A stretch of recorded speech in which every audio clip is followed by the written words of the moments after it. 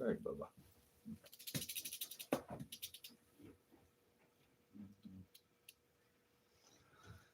See if anybody shows up tonight. It's a little later than normal.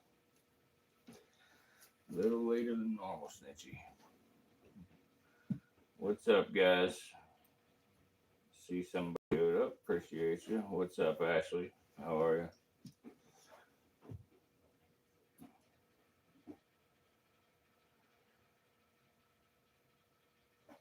See if some people show up here before I start talking and running my mouth.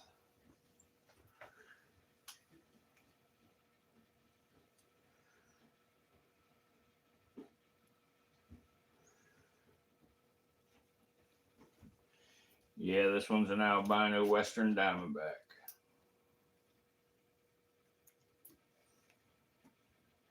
What's up, Zom? How are you, bud?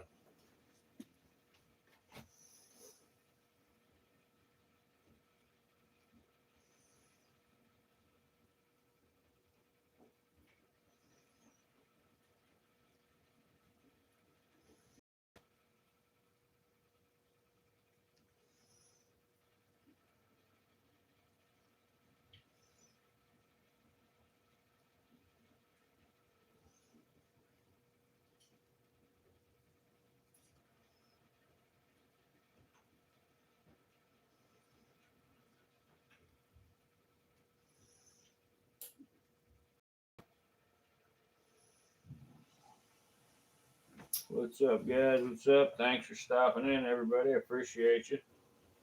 I know I'm a little later than normal right now, but awake this time. Yeah, good deal, bro. Last night you were passed out, I guess. But anyway, for those of you, what up, Dave? Doing good, brother. How are you? What up? I don't see Patrick yet. There he is. Patrick, what up, Patrick? But anyway, guys, for those of you who join me regularly, you know how I start this out. Yeah, Zom, I understand, man, with all the ice and the cold, I'm sure it's been a cluster mess. Hey, guys, smash that like button while you're here, please. But anyway, y'all know how I start these things out. I like to say a little prayer first before I start working with the venomous snakes. And then I move on to tell you a little bit about the snakes, show you them a little bit closer and things like that. So if you don't mind, let's have just a moment of silence while we say this prayer, and then we'll move on to discussing the snake you're looking at here. Let us begin. Heavenly Father, creator of all life, we thank you for the beauty and the diversity of the natural world. Open our minds to learn, our hearts to respect all living creatures, and our spirits to grow in wisdom and responsibility as stewards of this earth. May we share today, inspire understanding rather than fear, and curiosity rather than harm. And as always, please keep the pointy end of these animals as far from my body as possible while we work with these guys and learn about them. And guys, just before we get started talking about what we're looking at here, if y'all could help me out, please, and hit that like button. When people hit the like button at the very start of the stream, it really seems to get a lot more people in watching and learning about these creatures. But today, I do want to talk to you about a creature that often inspires fear, fascination, and misunderstanding all at one time. And that's the tangerine albino western diamondback rattlesnake. Just hearing the word rattlesnake can make people tense up. Sometimes they picture danger and aggression and threat. But when we slowly truly learn about this animal, we begin to see something very different. It's a remarkable example of nature's, creativity, its adaptation, and its balance. The tangerine albino western diamondback is but the tangerine albino western diamondback is not just, rare in appearance. It is a powerful reminder that beauty can exist even in the most misunderstood places. What's going on, Sue and Tom? How are you guys? Silent Nights. Good to see everybody. But let's start with the basics here at first. You know, the Western diamondback rattlesnake. It is scientifically known as Crotalus atrox. It is one of the most well-known rattlesnakes in North America. It's native to the southwestern United States and parts of Mexico. It's commonly found in the deserts, the grasslands, the rocky hills, and the scrublands. Um, this snake is named for the distinctive diamond shaped patterns that run down its back, and that unmistakable rattle. Like that. I mean, even getting a little bit close to these guys, it makes them rattle and stuff, which is pretty cool. They are a very defensive species. But the rattle's not an attack mechanism, it's a warning system. It's really the snake's way of saying, I'm here. Please give me some space. In other words, the Western diamondback just prefers avoidance over confrontation. Now, let's talk about what makes this, particular snake so special. Albinism is a genetic condition that affects pigmentation. Like you're seeing here, in albino animals, the body does not produce melanin, and melanin is what is responsible for dark coloration. As a result of this, albino animals often have pale or white skin, or light colored patterns, and usually pink or red eyes. In the case of the Western diamondback, albinism transforms the snake's, typical browns and grays and blacks into those soft creams, yellows, and oranges. Um, the term tangerine albino refers to a specific color expression within the albino Western diamondbacks. Instead of appearing washed out or nearly white, these snakes display this really rich orange and peach and tangerine hues across their body. I know it's a little difficult to see true colors through the camera, but it doesn't look too bad on my end as far as the camera goes, but it's not exact. But the diamond patterns, are still visible, but obviously they appear, in the darker orange, color than the surrounding body colors. And it really just gives it glowing shades in person. The result is just a snake that, in my opinion, looks almost unreal, like having sunset stretched across the scales or something. Um, What's up, Skiz fan flexibles? How are you? What's up, Isabella? Good to see everybody. Thank y'all for coming in. If some people here don't, please hit that thumbs up button for me. It really helps get it out to more people, where we can, try to educate more people and turn fear into, respect and understanding with these creatures. These creatures serve, very significant roles. We're going to talk about them, in their ecosystems and in the natural world. So by y'all just simply hitting the like button, it really helps us with conservation efforts and much more. It does way more than people really believe or understand that it does for us. But the coloration that you're looking at here is pretty rare. It's not as rare as it once was. It is rare in the in the wild nowadays, but in captivity, it's not as rare as it once was. But because albino snakes, lack camouflage, they're way more vulnerable to predators and environmental dangers. Many don't survive long outside of protected or captive environments. Because of the snake striking appearance, the tangerine albino Western diamondbacks are often sought after by collectors and breeders. This really just raises an important ethical question. Just because something is rare and beautiful, does it mean that it should be owned, captured, or exploited? Now, the way I want to answer that is saying, if y'all were scrolling through, these videos or these live streams tonight, and you saw just a normal colored, Western diamondback rattlesnake here in front of me, and have me talking about it, you might stop for a second and say, oh, cool, a rattlesnake, or, oh, Jesus, there's a rattlesnake. I don't want to see that, But when you see something that's cool colored like this and stuff, it captures your attention for just a little bit longer. And then maybe you take the time to listen to me for a little while, talk about them and explain the importance, and you learn a little bit about them. And in turn, I believe that can help our wild species and the ecosystems that, they thrive in and depend on. It's, learning about these snakes, really should lead us towards respect and responsibility, not ownership driven by novelty. Wildlife really exists for a purpose greater than human curiosity. When we do admire from a distance and protect natural habitats, we really help ensure that rare genetic traits can continue to exist without harm. Despite the Western Diamondback's reputation, including the albino varieties, they are not aggressive by nature. They do not chase people. They do not attack without cause. Just to give you an idea, I'm this close to this snake right now. I'm very close, and the snake, they just don't want conflict. They strike only when they feel cornered or threatened. And in most cases, a rattlesnake will attempt to flee or warn before defending itself. The rattle is one of the most honest warning systems, in nature.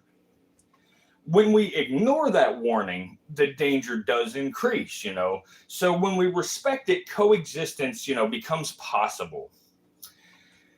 Yes, the Western Diamondback is venomous, but venom is not evil. It's a tool.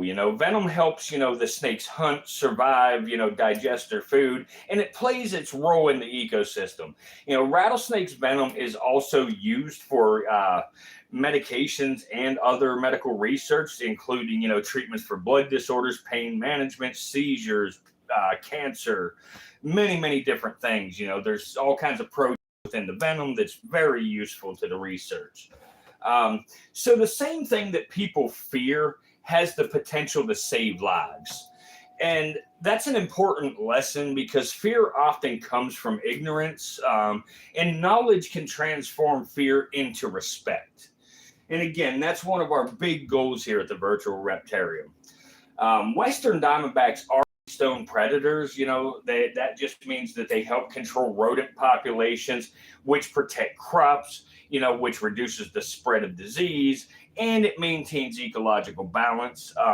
Without snakes like these, ecosystems can spiral out of control. And in that sense, the tangerine albino Western Diamondback, rare as it is, represents a thread in a much larger web of life. You remove one thread and the whole system weakens. So what can this snake teach us? First, I believe it teaches us that beauty comes in unexpected forms. If you don't believe that, you can also ask Zombula. But anyway, something feared by many can be admired, once it's understood. And second is that it reminds us that the difference does not mean weakness. Even with albinism, these snakes adapt, they survive, and they fulfill their role. And I guess the third thing would be that it challenges us to, examine how we treat what we don't understand. Do we destroy it? Do we exploit it? Or do we learn from it? So a little shift in perspective, when we learn about these snakes and when we look at a tangerine albino Western Diamondback, we're not just seeing a snake, we're really seeing evolution at work. We're seeing genetics expressing rarity. We're seeing nature painting without asking permission. And we're seeing a living being doing exactly what it was created to do. And that deserves awe, not fear. And guys, in closing about the tangerine albino Western Diamondback rattlesnake, it's more than a rare reptile with stunning colors. It's a symbol of how much we still have to learn about the natural world and about ourselves.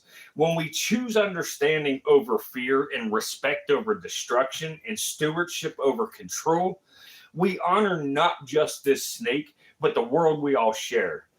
Guys, thank you for listening. And, we'll move on to the next snake here in just a minute. And I just hope anybody that doesn't stick around, or even those that do, that, that today, with greater curiosity, and deeper respect and a renewed commitment to protect the incredible diversity of life around us. And this little guy's name here that we've been talking about so far, a couple of the viewers on here, Sue Tom and JT Tom, had given this snake a name. They named this snake Snitch because every time I am moving around the reptile areas, this snake is always rattling, so they can give me away my position within the room, or what I'm getting close to, because he'll start rattling, and obviously he's very, very loud when he rattles. He's, now that he's out of his enclosure, he's not quite as defensive. I'll try to get you a look at the rattle here. I don't want to get him trying to flee, but we have talked about the rattles on a couple of snakes so far. And as I've explained many times, let me try to adjust this camera down a little. But as I've explained many a times, you can't really accurately judge a snake's age based on their rattle. Their rattle is made of hollow segments of keratin, and keratin is the same material that our fingernails is made from. And if you look, this rattle is actually multiple little different sections, one of them segments is called a rattle, and then the very tip is called a button. So they naturally break off over time. Sometimes they get caught on rocks, under stumps, sometimes they chip and then just fall off, many different reasons that they can lose them. So it's not an accurate indicator of the age of the snake. Hi, Mackenzie. Thank you. He loves you too. But this snake here, a way that you can tell that this is this snake's original rattle, if I can get him to put it up where we can see it. Yeah, there we go. The way you can tell this is this snake's original rattle, he's been in captivity his entire life. He was born and raised in captivity. But it's real fat at the base of the tail, and then towards the very end of it, it is smaller. So it tapers down, so you can actually see the growth, of the thickness or the diameter of the snake as it has grown. But yeah, so Snitch is a very cool animal. He thank you for that, Ashley. But yeah, he is a very cool animal, and he, he's not too bad. He likes to rattle a lot, but that's what they do. He's just kind of warning me, telling me, hey, keep your distance, dude. We can get along just fine, but you need to keep your distance, and I'll keep mine, and everybody can go home safe tonight. So it's pretty cool. Like I say, at one point in my, whether I call it a career or hobby, because it's not a career because I don't make money off of this, but it's my hobby. And at one point during my hobby, I did not keep, color morphs and things of snakes. I only kept the wild type or natural looking ones. But over time, and me realizing that more people are prone to stop by, ask questions, and, get more curious about the snakes, where I can possibly try to teach people to change that fear into a healthy respect, for these animals and stuff. When you have a white cobra or an orange rattlesnake or something, it's way more likely for people to stop by and hear me out for a few minutes, while I discuss these animals. And then they may leave with a greater respect. Some people may leave and just say, yeah, whatever, this guy's an idiot, see you later. But there's many actually that I have met so far, actually to include Sue Tom. She was my very first viewer when I started posting this content roughly 5 or 6 months ago. And I think her very first comment to me ever is, ew, I hate snakes, or snakes scare me. It was one of those two things. And, I said, well, stick around and, check it out with me for a little while. Maybe that'll change your mind. And, here she is 5, 6 months ago later, she's still here watching every single day. And she has also, you know, got her husband to start watching, and, you know, among other people in here too. But I used her as my example because she was the very first viewer of the channel. And yeah, so it actually, not only does it help protect the snake when people learn about them and learn to, you know, have respect for the animal, but it also, you know, it also protects the people around them. Because, you know, if you know that the snake, you know, the snake just wants to get away. The snake's not going to chase you down. He's not going to come after you. Like I say, I am literally, you know, this close to this snake. You know, I could out another 10 inches and touch him on the head. But the snake does not want to come after you and stuff. So once you know that, you know, people are less likely to try to get something and try to unalive them or something. You know, most bites, you know, the biggest majority of bites, I'm willing to venture as far as 98% of venomous snake bites happen because somebody tried to pick the snake up, somebody tried to unalive the snake, or somebody accidentally stepped on the snake. Outside of those things, there are very few to no snake bites. It's Secret Sherry. What's up, buddy? Thank you for stopping by. Not sure exactly how to say your name. What's up, Keon? Thank you for stopping, buddy. Appreciate everybody. Hey, while everybody's here, if you have not already done so, please hit that thumbs up button for me. I'd really appreciate it. It looks like a really good turnout so far tonight with people for this channel. We don't normally get so many people at one time watching. We show different snakes every night. Now and then we'll take a look at the same snake a second night in a row or something, but there's always more than just one snake each night. And you know, when y'all come in and you chat and you hit the like button, and especially when you share, it really helps get this out there to more people. You know, without those things, YouTube buries it at the bottom of the list and nobody gets to see it. So thank you. Hey, thank you for that, Cayman. I appreciate that very much. I don't know exactly what that does, but I appreciate it. 4 times even. Thank you, thank you. 5 times, wow. What's up, Ralph? How are you, buddy? How are you?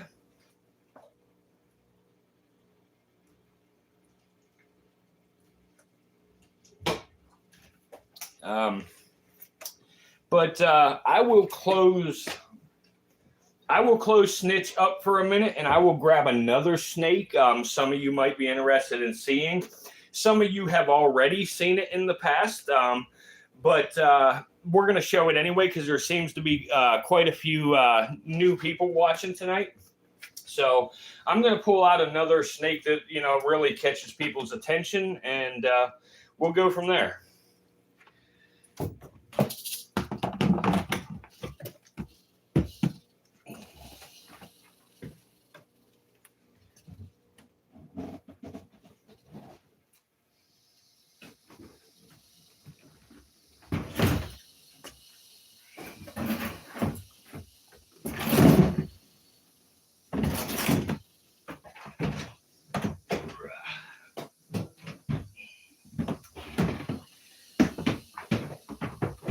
Put a couple of paper towels in this tub here, and then we'll get him out, or her out actually. We're about to pull a female out and show you. It'll be just about 1 minute here. We'll have her out. Let me just throw a few paper towels in the tub. It's a little more comfortable for them, so it ain't so cold and stuff when they touch the bottom of it. And if they decide to use the bathroom in the tub or something, it's a little easier to clean up. So that should do it. And we will start with you, buddy. And again, you know, a lot of you have seen these guys already. Some have not. But where did I put my hook at? There it is. There it is. Okay. Hey, Bubba. Hey. Hey, Bubba. Hey. Hey, hey, hey, hey, hey. Hey. Come on, Bubba. Hey. Hey, it's okay. It's all right, Bubba. Hey. It's okay. Come on. Come on, Bubba. Hey. Hey. Come on, big guy. Hey. Here. Come on, big guy. I gotta adjust this tripod too. I should have done this before getting the snake out, but that's okay. We'll be all right. All right. Okay.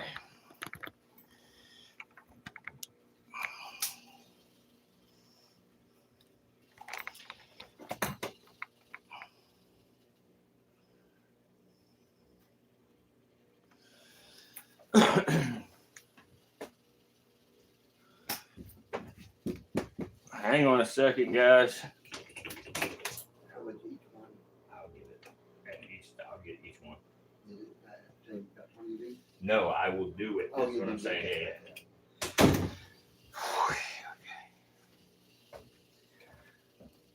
All right. So, hang on, guys. Let me get my other hook here just in case. I want to have two hooks around with this guy. Back it up. Back it up, Bubba. Back it up. There you go, guys. Let's see here. Come on, Bubba. Hey. Come on. Nope. Come on, Bubba. Hey. There you go. Okay, what the hell did I do with that hook, man? Sorry, guys, about this. I don't know what I've done with it. There it is. So, anyway, y'all, this snake's name here is Bob. Bob's a pretty cool snake. Once again, I believe it was JT Tom that named Bob.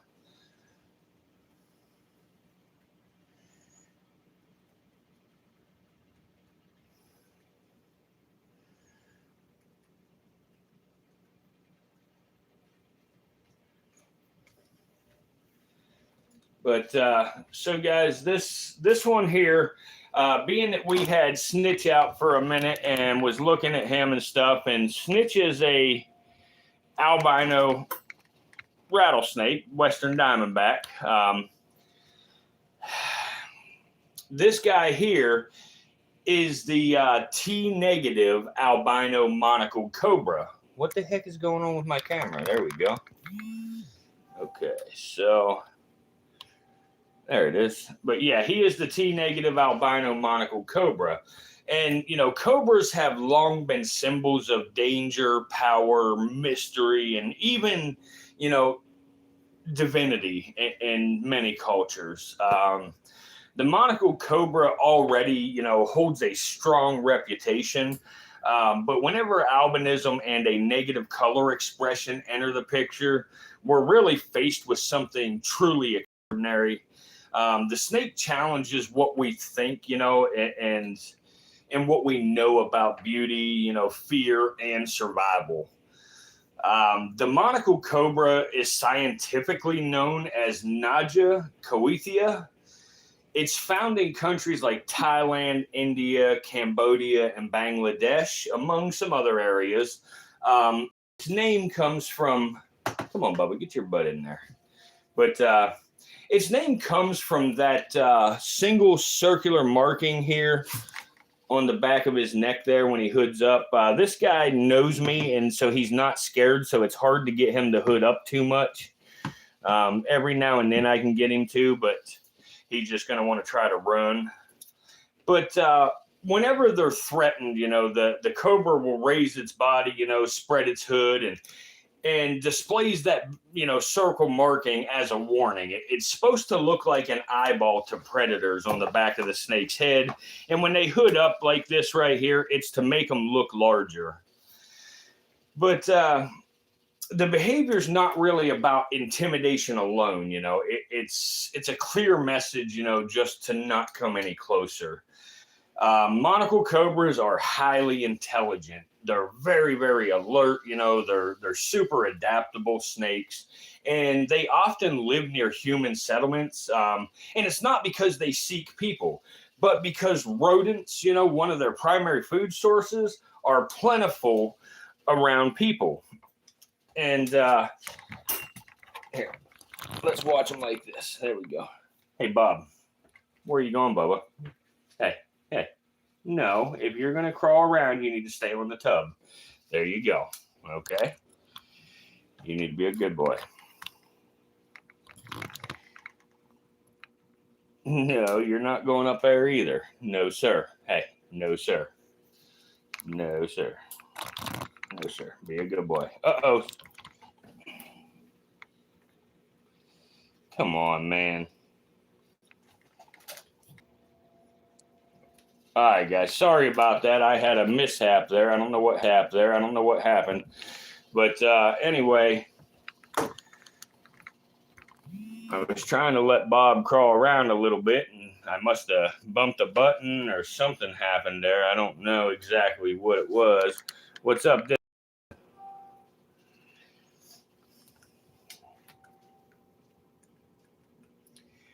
Bob, why are you being a pain in the butt tonight, buddy? Huh? Why are you being such a pain in the butt tonight?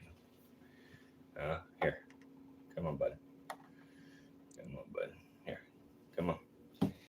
There. Get down there. Get down there so I can talk about this.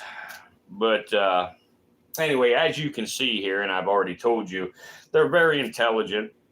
They're alert and they very, very smart snakes. It's just insane how smart they are. Again, as we talked about with the rattlesnake, in case there's other people here that haven't, didn't hear it and weren't here during the rattlesnake, albinism is a genetic condition that really prevents production of melanin, and that's the pigment that's responsible for dark coloration.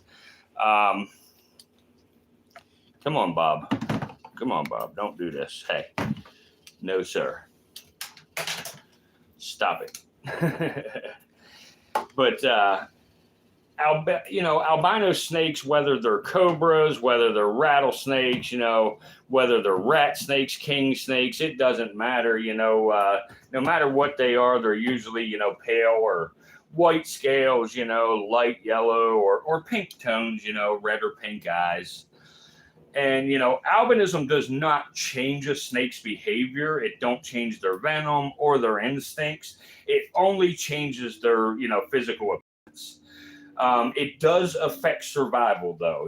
Without the natural camouflage, albino snakes are far more visible to predators and environmental threats, especially in the wild.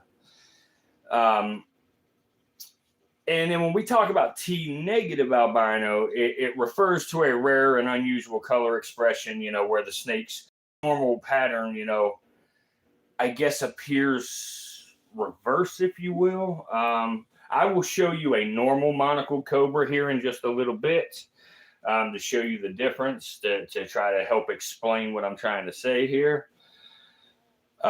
So basically the T-negative albino, instead of, bold dark patterns, on a lighter background, the snake sort of has more of a, the orange background with the lighter, monocle and stuff like that.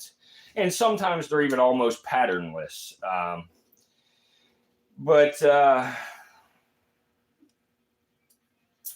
Because of the fact that at one time in the wild, these guys was so rare, they have become, objects of fascination and desire. But rarity brings responsibility, guys, So again, even with these guys like the rattlesnake, we have to ask ourselves, are we learning from these animals or are we trying to possess them? And that's where, I use them as an educational tool. I don't see these guys as a pet or a status symbol or anything like that. And I don't think that they should be purchased or kept by anybody for those reasons. If you are going to try to educate the public and stuff, that's a good purpose to have these guys. But, so because really true respect for wildlife really means prioritizing education, conservation, and ethical treatment over curiosity or profit. And actually, out of all the time of my channel here so far, it was available for monetization for 4 months now. But I just turned that on about a week ago, only because, it helps with the feeding cost and the possibility of purchasing some other snakes. Now, despite, these guys' fearsome reputation, monocled cobras are not naturally aggressive. They are defensive, but they're not malicious. A cobra really does not want to fight, it wants space, the raised hood, the fixed stare, the posture, all of that is a warning meant to prevent conflict. It's not something, him puffing up saying, "Come at me, dog." It's him saying, "Get away from me, bro. Leave me alone." But most bites occur, when people ignore those warning signs, or they attempt to handle the snake, or accidentally step too close to it, or they try to unalive it, or something like that. So understanding behavior of these guys is key to safety, for both humans and snakes. Yes, the monocled cobra is highly venomous, but its venom is not cruelty, it's efficiency. Venom allows the snake to hunt quickly and humanely. It does let it defend itself, or help it defend itself sometimes as well in worst case scenarios. And it helps them survive in, competitive environments. Cobra venom is also the subject of extensive medical research, contributing to, studies on pain management, neurological disorders, and anti-venom development. So once again, something feared becomes something valuable whenever it's studied responsibly. Monocled cobras do play a critical role in maintaining ecological balance as well.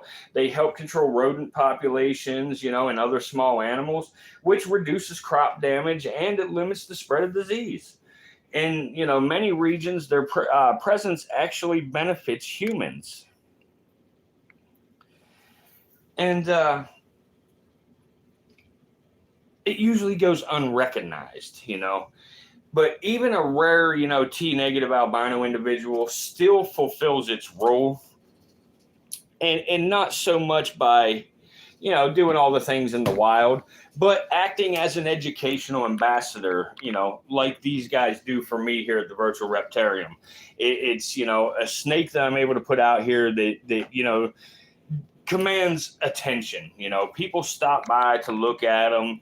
They might hear me talking and take something away from what I said, that they think about later or resonates with them, or they come in and say, "Wow, cool snake," and they hit the like button for me, and it helps it get it out there to more people who, may like it even more, and may help the conservation efforts even more by simply smashing that like button. So it's just...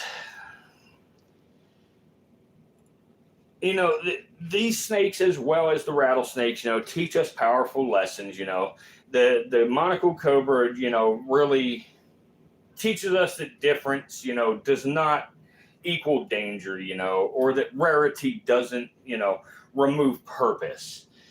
Fear fades when understanding grows. And the T negative albino monocled cobra is quieter in appearance, but it's no less complete in design. It exists exactly as it's meant to. See, guys, like literally where this snake is at right now. Let me try to give you a look here if I can. The snake's right there, and how can I do this?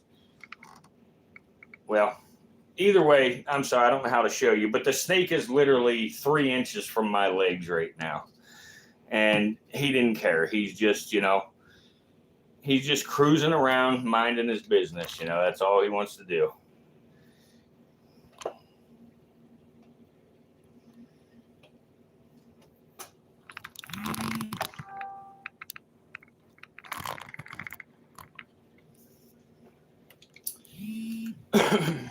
Yeah, he's an escaper. He likes to come up out of that tub all the time. He don't like to hang out.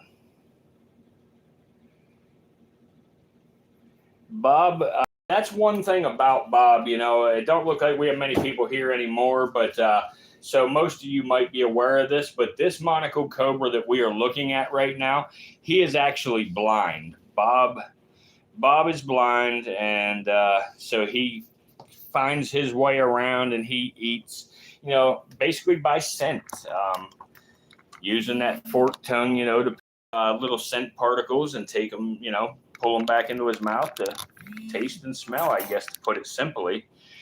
And but that's how he finds his way around and everything. He is, whenever it's time for feeding with this guy, I usually put the rodent in there, and I will tap him in the nose with it to get him so he smells it. And then after that, you know, he is able to kind of sense his way around to find it. So it's pretty cool, you know, how it works out. But you'll actually probably see the difference in how he moves around this thing. Like, you see how he uses his nose, touching everything, feeling his way around. Whenever I put him up, I will pull out another monocled cobra in similar size to him to try to show y'all, you know, the difference in how he navigates and gets around versus one that's not, you know, visually impaired.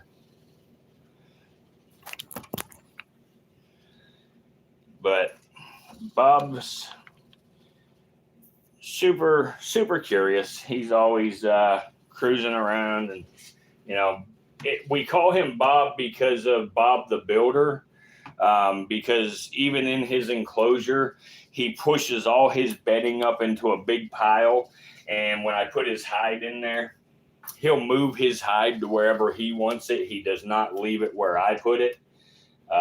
He always moves the stuff. Come on, Bob. Like right now, you see he's on the outside and he's trying to get back in the tub, and he kept getting hung up on the lip because he don't know where it's at. No, sir, Bob. Come on, boy. Come on, boy. Where are you going, Bob? No, I don't think so. I don't think so. No, sir. Let me try to get you a little bit of a close-up of Bob's face here. Hey, Bob. Hey, Bob. You want to show everybody your pretty face? No, you don't go over the camera. No, you ain't. All right, you can climb the hook for a second. Here, bud. Here, bud. I want them to see your eye, Bob. Here, Bob. There you go. Bob, you're being difficult, Bubba. Here. There you go. Okay. There we go. There we go, Bob. You should probably be able to hear him kind of hissing right now. And right there, I can't do it long because he's getting close to my hand, but you can kind of see the white, almost cataract kind of look on his eye there. Like, let's see. What you doing, Bob? Is that hard to climb straight up and down, Bubba? But you're doing it, aren't you? Aren't you, Bob? Yeah, you're getting it, buddy. You're getting it. No, you don't. You're getting too close to my fingers now. No, sir. Here. Come on, Bob. Get off the hook, buddy. Come on. Here, get off the hook. Get down. Let me get another hook and get you off of here. Here, let me get you off of here. Come on, Bob. Come on, Bob. Get your butt off of that hook. There you go, boy. There you go. Good boy.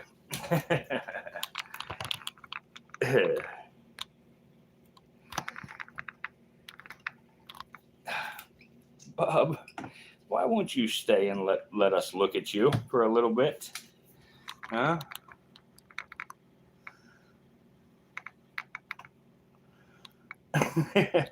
Every chance he gets, he's back up out of this enclosure. Well, this tub. All right, Bob. That's enough, boy. So anyway, the next one I pull out is going to be another monocled cobra. But this one's what's called a blizzard monocled cobra. I'm going to show you the difference between, leucism and albinism. What's up, my sunshine? But anyway, guys, here you go. This was Bob. This was Bob putting on all this chaotic show here. No, sir, Mr. Bob. Whoop. Oh, come on, Bob. Come on, Bubba. Come on, crazy. Here. Come on, crazy boy. Here. There you go. There. All right. So, let me move him out the way and we will get Luna.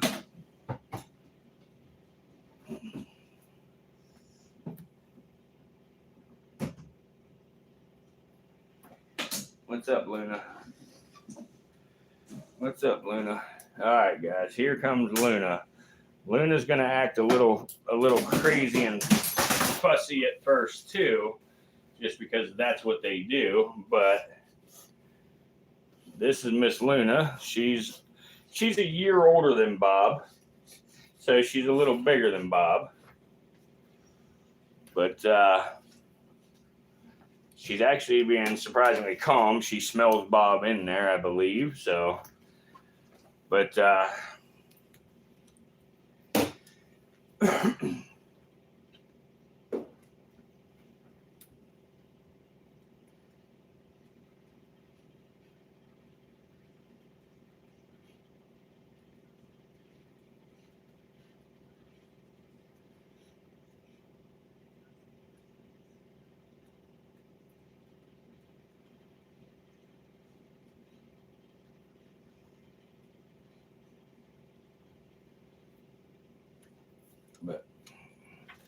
try to let her, nope, get your butt down there, girl. No, ma'am. No, ma'am. I'm going to zoom in on you here.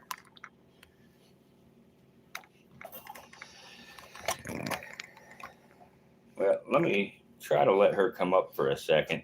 As you can see with her, she's got really bright red eyes. Hi, Luna. Hey, Luna, look, come here, girl. Stay on the hook a minute. Let me show you. There you go. There you go. Now you don't want to let me show you. Sorry, guys. I pulled the damn camera off here. Sorry, guys. It's very tough to be your own video guy and work with these snakes at the same time. I know it's not the best, camera work in the world, but I give it my best. So, Cardi something, how are you? Yikes. Yeah, they're not as bad as you might think they are. Stick around a little bit and you'll learn about them here. So, guys, now that we're looking at this girl here, she is what's known as a lizard monocled cobra. She is both albino and leucistic. And I'm going to try to tell you a little bit, I'm going to butcher some of the words, I'm sure, but I'm going to try to teach you a little bit of the difference between the two. Obviously, there's a visual difference. She is completely white, whereas Bob was orange and, light colored and yellow and stuff like that, along with the rattlesnake we first looked at being orange and yellow. So anyway, albinism is caused by mutations in the genes involved in melanin production. Most commonly, the genes they call it TYR, which is the proper way to say TYR, I believe, is tyrosinase is how I think you pronounce it. I don't know for sure. It's very tough to say for me, but melanophores are present. Melanin, cannot be produced. And a lot of the other pigment cells still function. So you get that visual result like Bob, the one we were just looking at, the yellow and orange and peach coloration, and the visible patterning, where you can still see the monocled and stuff. And then you got those red or pink eyes. And the reason for the red or pink eyes is because there's no pigment in the eye color. So you see the blood vessels behind the eyes. And that's what gives you that red or pink color. But basically, albinism, equals, melanin pathway being broken, but the pigment cells still exist, if you will. And that's why albino animals, can still be brightly colored rather than pure whites. Now, when it comes to leucism, or the leucistic monocled cobra, which is what she is, well, she's both. She is, I have a normal, just leucistic as well, but she's a little bigger and easier to see. So she is leucistic and albino. And the reason she has the red eyes is from the albinism, but she is white because of the leucism. Leucism is caused by mutations affecting, the neurocrest cell migration. I know some of this is Chinese to some people, but let me explain a little bit. Basically, that happens during, embryonic development. The neural crest cells, give rise to the pigment cells in leucistic animals. So what that means is some or all pigment cells fail to develop or migrate. And this really just affects, multiple pigment types, not just melanin. The melanin producing genes themselves may still be functional. And that's why you get the black eyes with most leucistic animals, because they are still functional, but it just doesn't happen on the scales. Now, leucistics, often, come very bright white like she is, or sometimes very pale bodies, and some of them no pattern at all, like you're seeing here on Luna, and some of them have a greatly reduced pattern. The darker normal eye coloring, is a very important distinction between her and a typical, leucistic monocled cobra. Again, the typical leucistic will have black eyes. If we can get her close enough and being good enough for a second, I can maybe show you her eyes. She will calm down soon, and then I will be able to zoom in and show you. Right now, she's kind of being a little stubborn. So let her calm down, and then we will show her eye color here in just a little while. By the time we're done talking about her, I'm sure that she'll be calm enough for me to give you all a closer look. So basically, the key genetic points to this is that leucism means that pigment cells are missing, not just pigment production. And that's why leucistic animals often look more, blank or washed out than albinos. So for I guess if we was to try to describe this side by side, when it comes to, melanin production for the albino monocled cobra, the melanin production is absent. Leucistic, monocled cobras, that's often normal.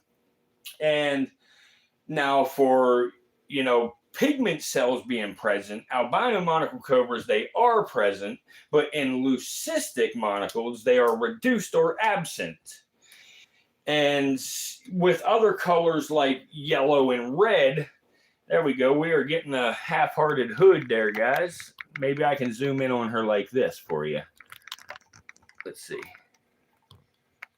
Yeah, you can kind of see them red eyes there. But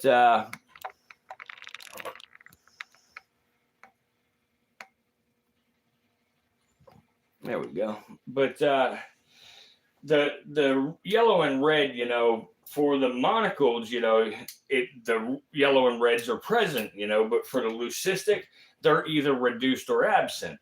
And then for pattern visibility, albinos, it's usually visible.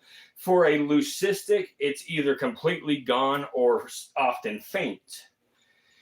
And then the eye color, same thing. For an albino, you have red or pink. For a leucistic, it's either dark or normal, which usually that's either black or blue. And then, the genetic cause, for an albino, it's an enzyme pathway mutation, where for a leucistic, it's a cell migration defect. And, so for the overall look, the albino is cream, yellow, and orange. And for the leucistic, it's either white or pale gray.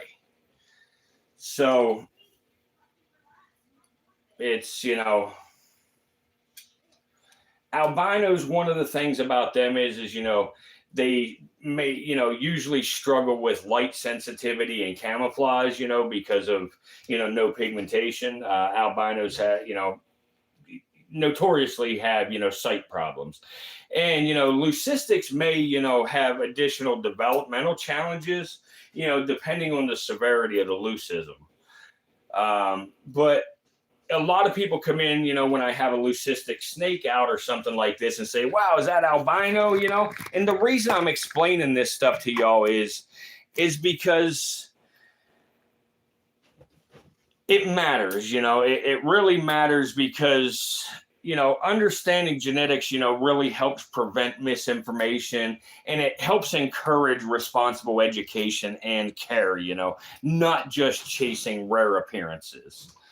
And so the simple takeaway from this stuff, guys, to make it easier to remember and stuff is that pigment cells are there for an albino. Melanin is missing with them. But for a leucistic, pigment cells are missing, and melanin, genes sometimes still will work. And then the eyes tell the truth. Red is albino and dark is leucistic. So that's how you can always remember between the two. Dark eyes, leucistic. Red eyes, albino. I got a lot of stuff lying around, Orwe. Lots more stuff. Yeah, Orwe, I see where you say it only matters to collectors and herpetologists. But again, like I just said here at the end, it's important, when it comes to understanding, and helping to prevent, misinformation and stuff. That way, it really just helps promote, responsible education and care. That's the reason for me explaining all of this. Yeah, a good explanation for that, Lord Alcatraz. A good explanation for that is if you bite it and you don't survive, it is poisonous. If it bites you and you don't survive, it is venomous. So if it bites you and you get hurt, it's venomous. If you bite it and you get hurt, it's poisonous. So absolutely, Orwe. I appreciate you stopping and stuff here too, man, and checking this out. If you haven't done so and you don't mind, please hit that like button for us. But guys, I will put this girl. Nice hoodie. Okay. But anyway, I'm going to put this girl in the cage here, and I'm going to pull out another monocled cobra.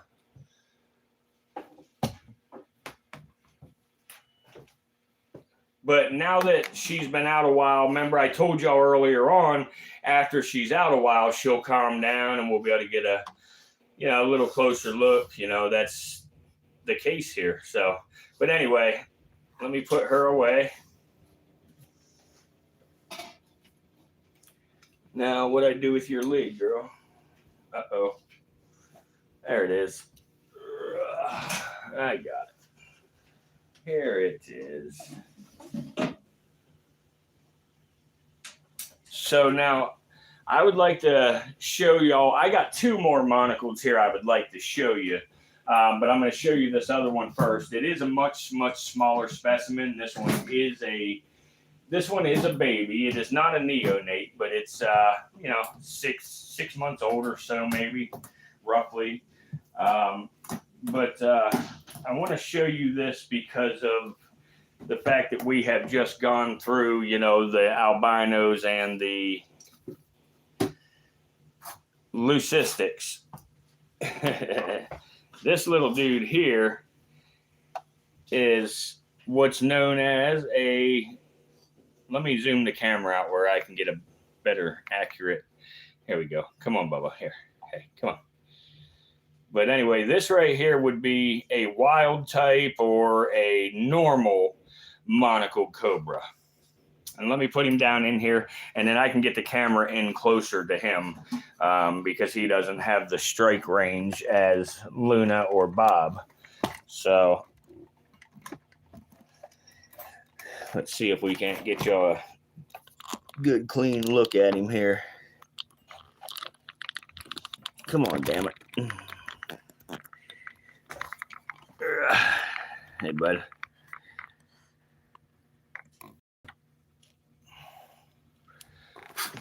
There you go. Hey, Bubba. Hey, what's up? You little defensive, are we? Hey, little defensive, are we? Here, let's zoom out. Hey, Bubba. Hey. As you can see, my larger ones were not very defensive at all. You know, they've been around a while longer, whereas these little guys are much, much more defensive.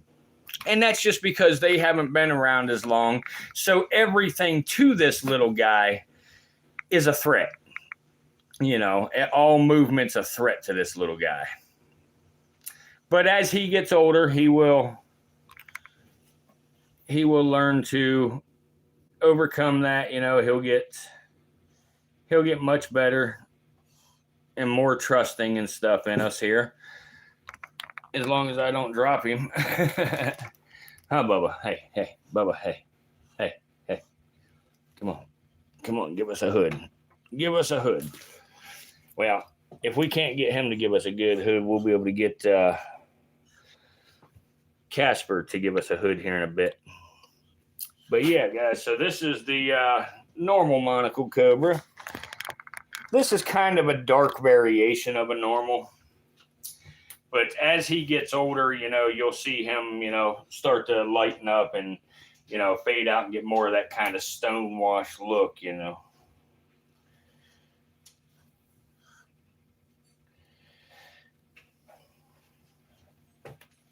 But I'm not going to waste much time with him.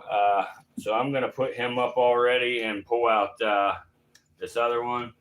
And guys, here's something else that's crazy as heck with these guys. Everybody witnessed me yesterday. I'll show you. People witnessed yesterday me put fresh water in this cobra's cage. And as you see, he dropped a deuce in the water again already.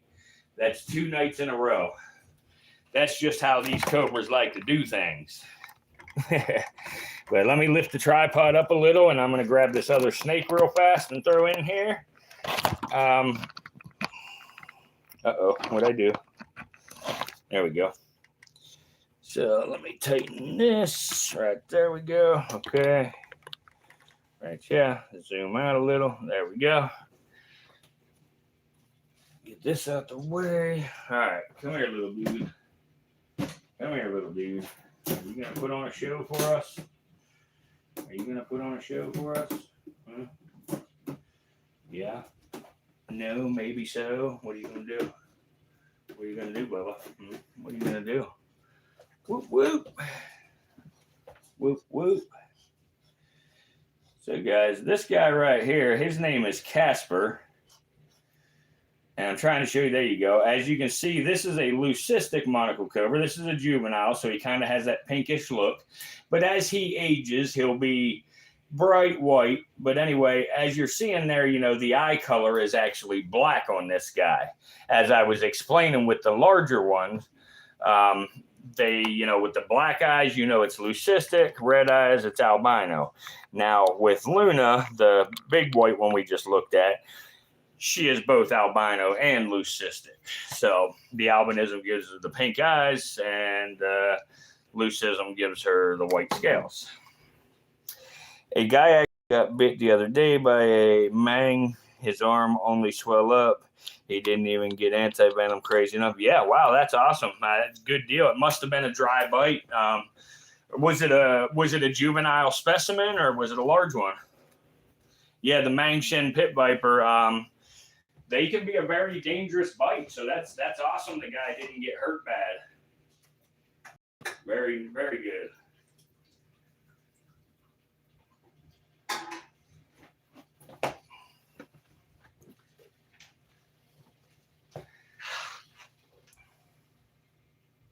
You know, some of the pit viper bites can be horrible. I mean, this is a set of fangs from an eastern diamondback. I mean, look at them things. They're longer than my fingers are wide. So that's, you know, that's some damn large fangs to get hit with. And a Mangshen vipers are going to be about like that. Wow, okay, so yeah, it was an adult Mang. Yeah, he got so lucky. Very, very lucky. That's great. I'm glad to hear that he got lucky and, you know, didn't have no complications. That's awesome. Very awesome. But as you see here, I might try to get you a look here. Casper, you know, these guys, when you first take them out, it takes a little while to get them to chill down a little. The bigger ones ain't so bad, but Lights Tower. Hey, what's going on? Thanks for stop. Hey, thank you. I'm sorry I didn't say hi sooner. I must not have seen you. I apologize. Sometimes when I'm working with these snakes, I don't see the comments right away, just out of safety, you know, paying more attention to the snakes than the comments. But I genuinely apologize if I didn't catch you earlier.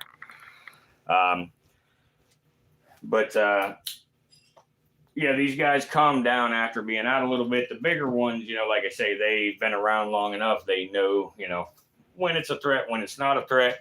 But as soon as I put this guy away, I'm going to pull out another cobra, but it is not a monocled cobra. And it is actually not a true cobra, but it is called a cobra. So we're going to pull that out and have a look at it.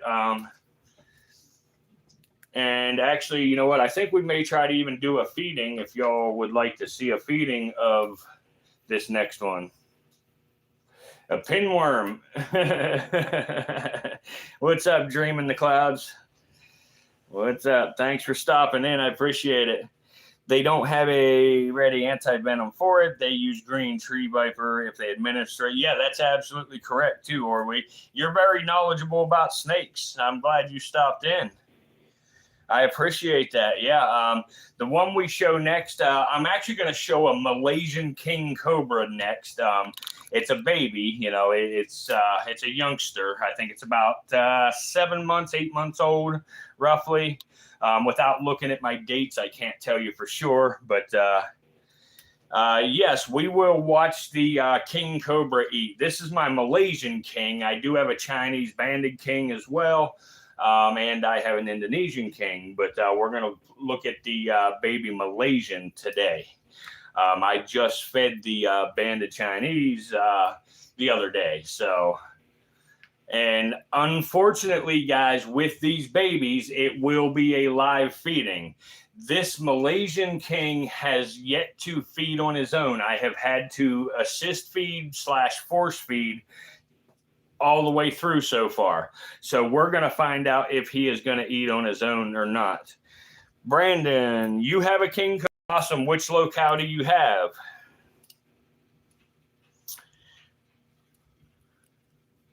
How long do the snake we're looking at get, or the king cobra? Which one are you asking about? M. Hein, man, I'm not sure how to say it. So you got a regular one. I'm not sure exactly which one's the regular, but I would assume you've probably got a Malaysian or an Indonesian.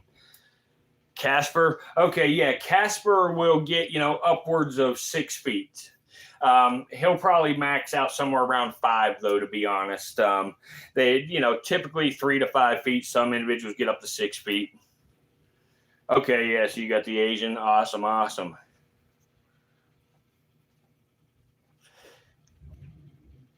Awesome, awesome. Casper, where'd you go? Did you get out or did you go underneath the towels? There you are. There you are. Come here, Casper. Come on, Bubba.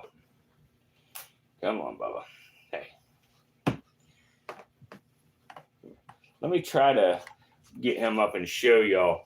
I don't know if the camera will pick it up. No, it's not gonna. He's starting to get too white now.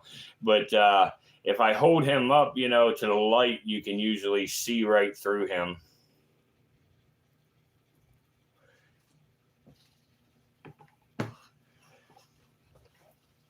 You got a belly button?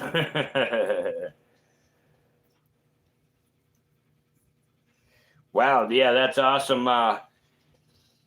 You got an Eastern Diamondback as well. That's cool. Yeah, that's really cool. The one before is the same thing. I'm not sure how to say your name, so I'm just going to call you Man. So yeah, man, I don't know. Or the one before this is get the same because it's the same type of snake. Your king kills mice, or are you talking about your Eastern Diamondback?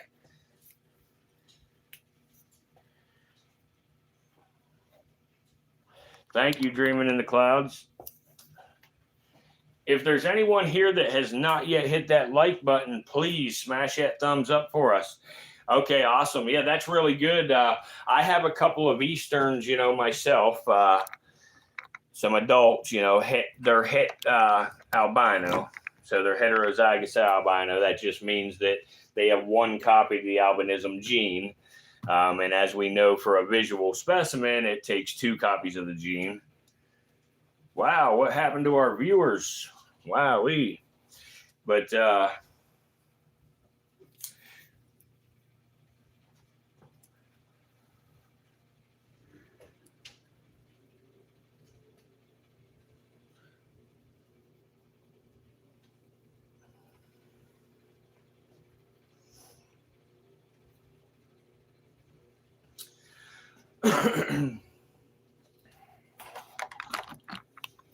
I keep pulling this thing. Let me tighten this thing up. I keep pulling this tripod part right off of here.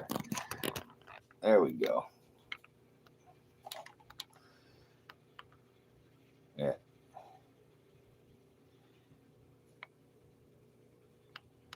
I have no clue where everybody went, unless it's just the counter throwing fits. So everybody that's still here, can you throw a snake emoji in the chat? Let me know if there's people still here or if this counter's correct. I venture to say the counter's wrong, but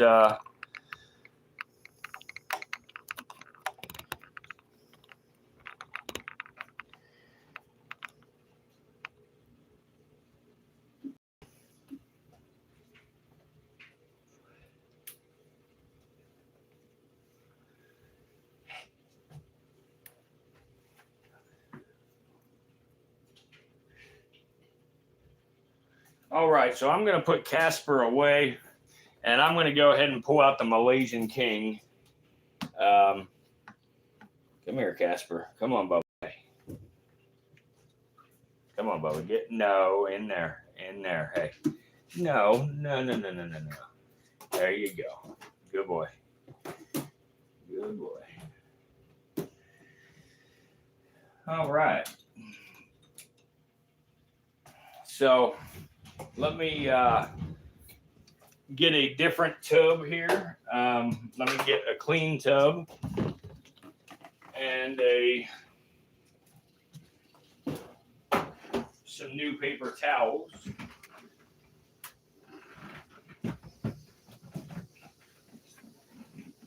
Okay. There's a new tub, and let me get some new paper towels in here, and we'll get the king cobra out. He's just a baby. He's not very large.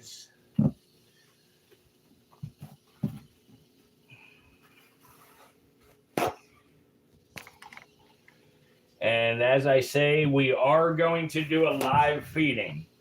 I want everybody aware that it will be a live feeding. I do not like doing live feedings. Unfortunately, with king cobras, when they are babies, it is very difficult. Number 1, to transition them to frozen thawed. Number 2, it's very, very difficult to transition them to rodents, because in the wild, they eat rodents, or they eat strictly snakes. So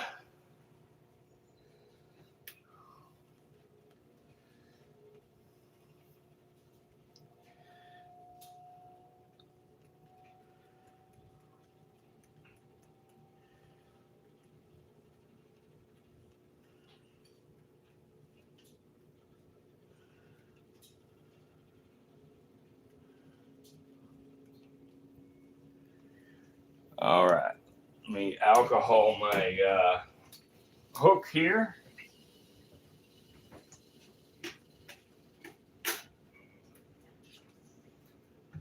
Clean my hook good.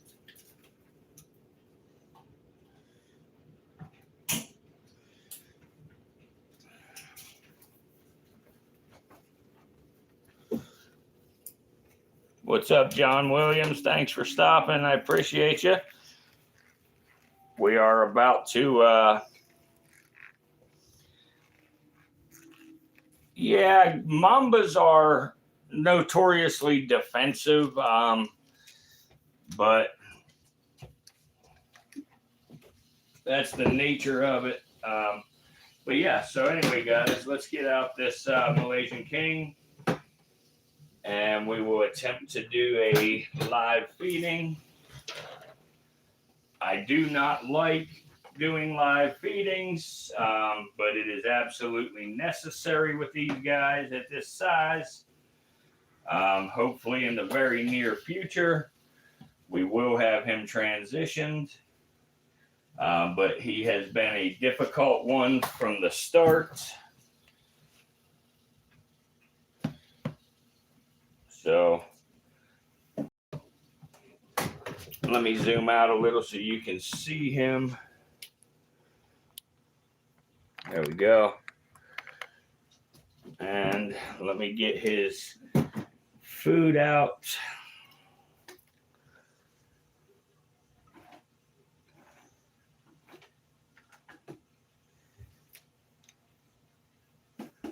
Okay, guys, as I say, this is about to be a live feeding.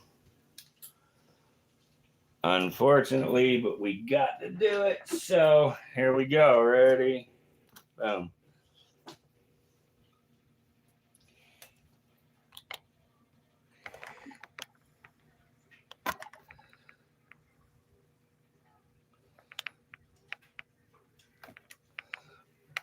Man, he's already grabbed it.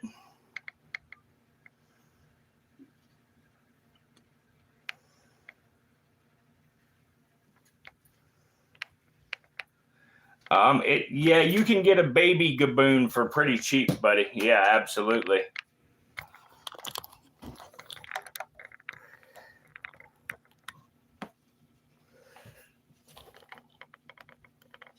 Oh, no, sir.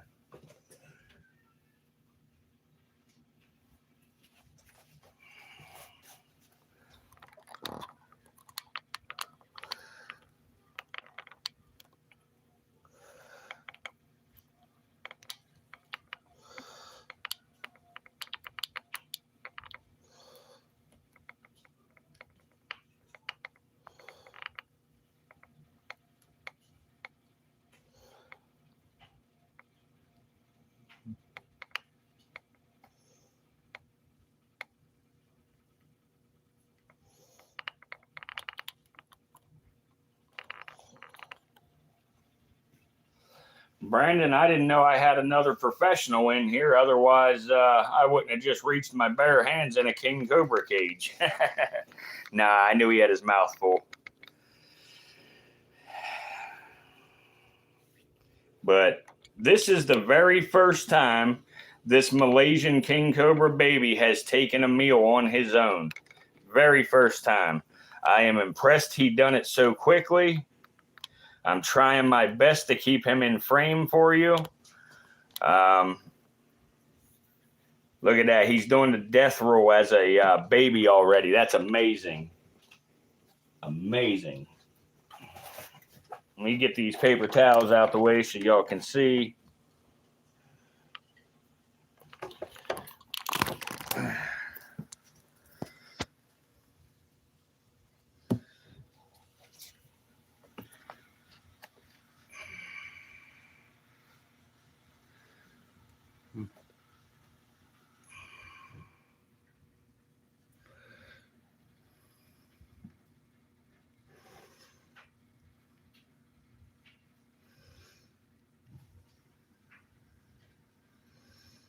I better help him a little here.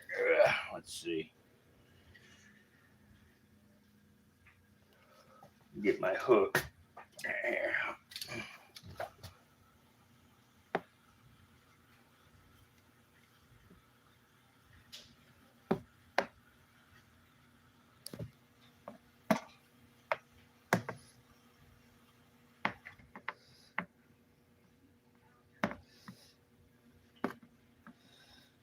Sorry, guys. I'll get the camera back on in a second.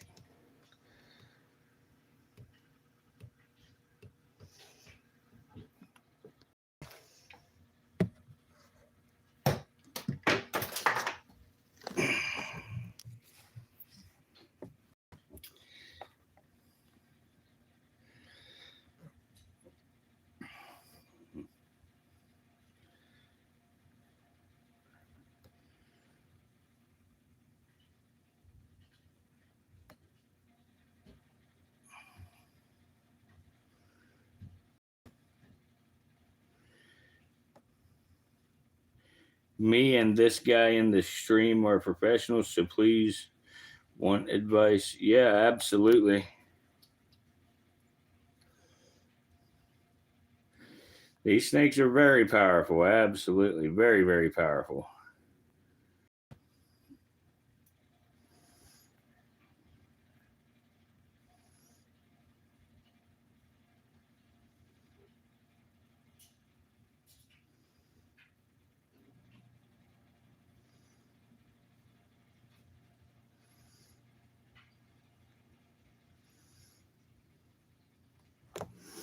All right, I'm going to put the camera back in the tripod now.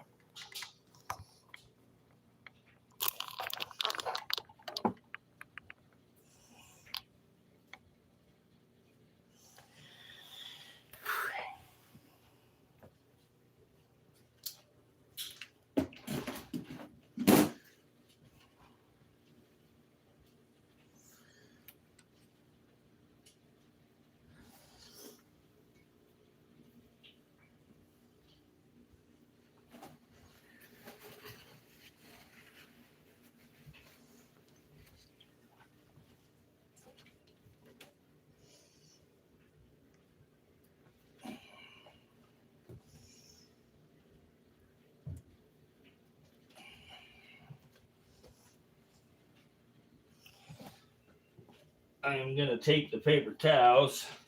That way we don't lose sight of him when he starts to feed. Hey, Sue, can you see the difference between the Malaysian and the Chinese? Because, you know, the Chinese on the top of the head right there is real gold and orange looking, you know, and he's got them bands starting where this guy don't.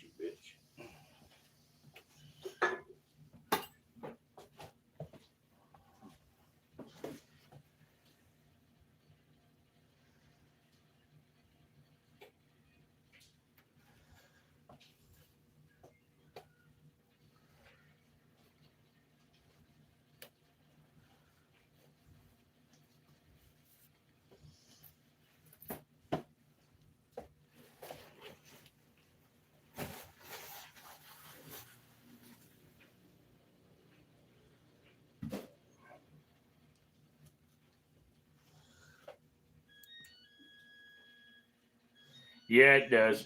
As he ages, those colors will fade and the banding will fade and go away as well. And he'll end up being just an olive kind of color. Wait a minute, Brandon. No way. No way, dude. They can bite straight out, brother. Straight out.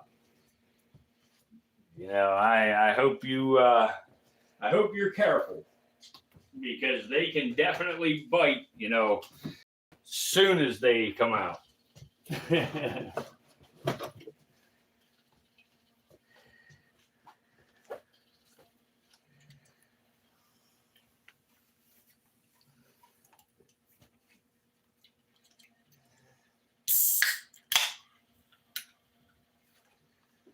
Yes, you may have a tiny mouth, but oh yeah, they can definitely still bite.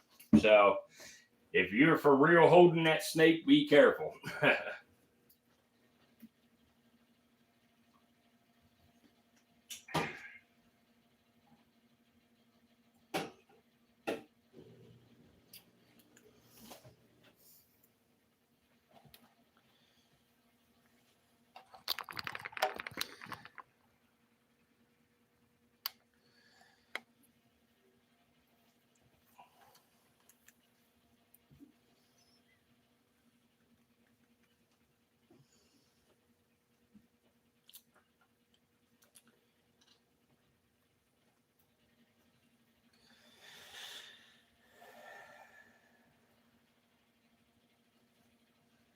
So guys, this is the Malaysian king cobra.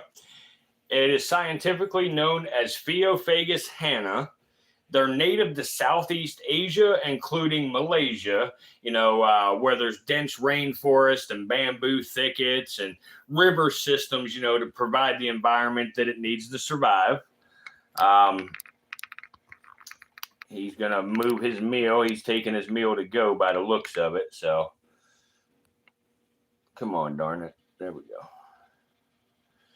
You got to back up farther, dude. You're not on the head yet. But the name Ophiophagus literally means snake eater.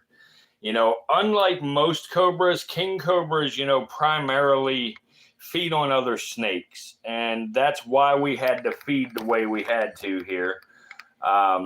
Because when they're this size, this young, they do not like to eat rodents, so it's very tough. But king cobras, even as babies, are venomous, and they'll feed on other venomous snakes, any other snake, because it's instinct. But although adult king cobras, can reach lengths of 18 feet or more sometimes, baby king cobras hatch, only about 16 to 20 inches long. Roughly the length of a roller, maybe a roller and a half. But the baby Malaysian king cobra begins life inside of an egg, and they are laid in a nest usually that the mother builds and guards, and they're very unique, among snakes. King cobras are one of the few species where the female actively builds a nest and protects the eggs until they hatch. Once the eggs do hatch, though, the mother leaves. And from that moment on, the babies are completely on their own with no protection, no guidance, and only instinct. The baby Malaysian king cobra looks very different from adults, that we usually imagine. They're very slender and lightweight, and they're often very dark in color, like you're seeing here. And they got those bold yellow or white bands. Some of them have some oranges on them and stuff. But their coloration really acts as a warning, coloration.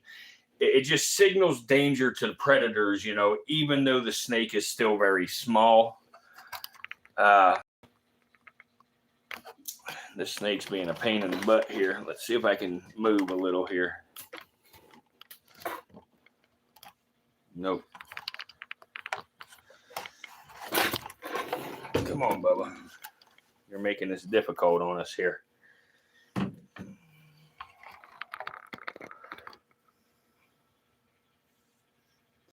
No. No, where's my hook? No. No, sir. No, sir. We're not going to do that. We're not going to do that. Come on. Get your body in there. Come on, Bubba. Here. There. He's trying to take his meal and hit the road, and we're not going to allow it. I hope he finishes eating it because I am disturbing him, but I can't let him climb up out of there, so.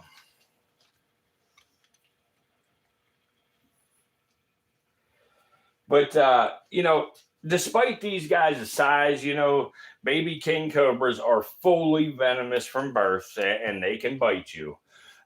It's very important, though, that a baby king cobra does not have, weaker venom. It has the same exact type of venom as the adult, just smaller quantities. And the venom, lets them and helps them, defend themselves, subdue their prey, and really survive in a competitive environment. But the venom is not for aggression, it's survival. Like all snakes, the baby king cobra would rather escape than fight. Its venom is an absolute last, resort. Now, king cobras are really known for their high intelligence, way smarter than the monocled cobra, and it's present even at a very young age. Baby king cobras are super alert, reactive and capable of learning, from their environment. They rely on vibration detection, scent through the tongue, and even awareness of movement to stay alive. In the wild, this awareness can mean the difference between life and death. Um, Even as babies, king cobras play a huge role in the ecosystem. As they grow, they help to control populations of other snakes, and it really helps maintain the balance within the food web. Without predators like the king cobra, ecosystems become unstable. The presence of baby king cobras represents, continuity, uh, basically the future of that ecological balance. And, really, despite their fearsome reputation, baby king cobras are extremely vulnerable. They face threats, like birds of prey, larger snakes, other mammals, habitat destruction, human fear and misunderstanding, and they may never reach adulthood. It makes every surviving baby king cobra, a quiet victory of nature. And there's something powerful about looking at the most feared snake in the world as a newborn, or as a baby. It kind of reminds us that strength begins with vulnerability, and that growth requires risk. Survival's not guaranteed. Um, the baby king cobra really teaches us humility. Even the strongest creatures start small. So, fear often comes from size, reputation, and stories that's been passed down, without understanding. But when we truly look at a baby king cobra, fear gives way to respect and sometimes even wonder.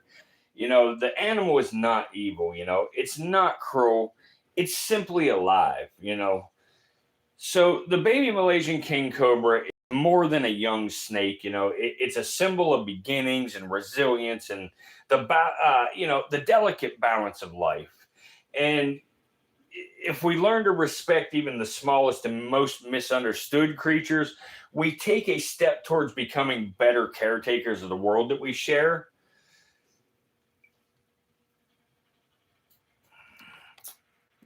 And now, like I say, the king cobra is not a true cobra species. Ophiophagus is actually its own species. The true cobras are a Naja species, Naja.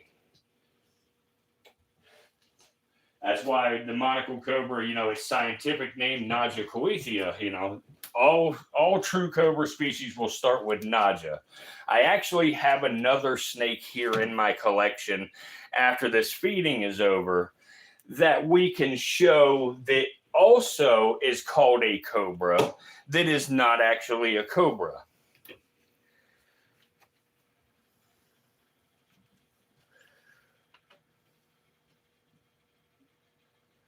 Do you only keep snakes or do you have other reptiles? Oh, yeah, I have other reptiles and stuff too, dreaming in the clouds. I got a couple of gators. I got tortoises. I got bearded dragons. I got a handful of leopard geckos.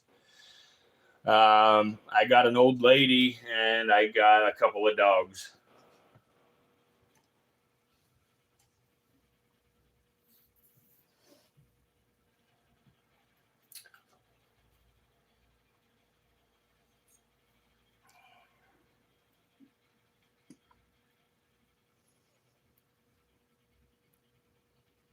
Yeah, a croc monitor would be sweet. I've been thinking about getting some black dragon monitors. I'd like to maybe get a pair of them.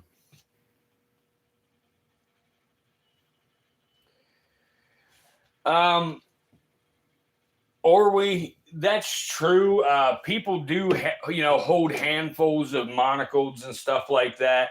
And when they very, very first come out of the egg, you can get away with stuff like that because they don't know what a threat is yet at that point.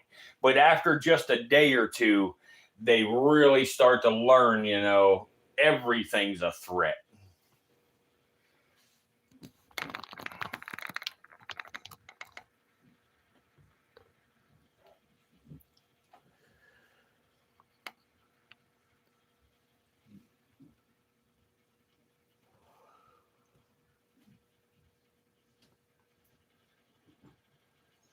Yeah, I've got 4 sulcata tortoises. I have one that's very quite possibly a world record. I've never had him checked to be sure, but he's 260 pounds, and his shell is at about 47 and a half inches. And if you look up the world record, apparently the world record is like 230 pounds and like 36 inches, I believe, or maybe 40 inches.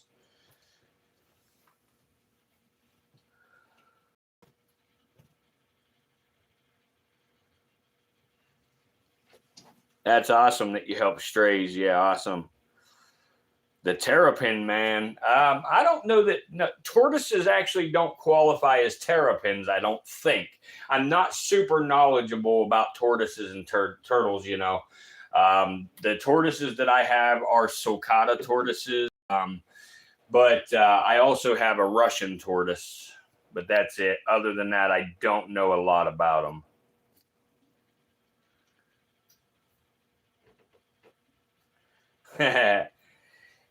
Dysfunction. I have a short video on my channel where this corn snake that he's eating right now actually just about got eaten by another corn snake a couple of days ago.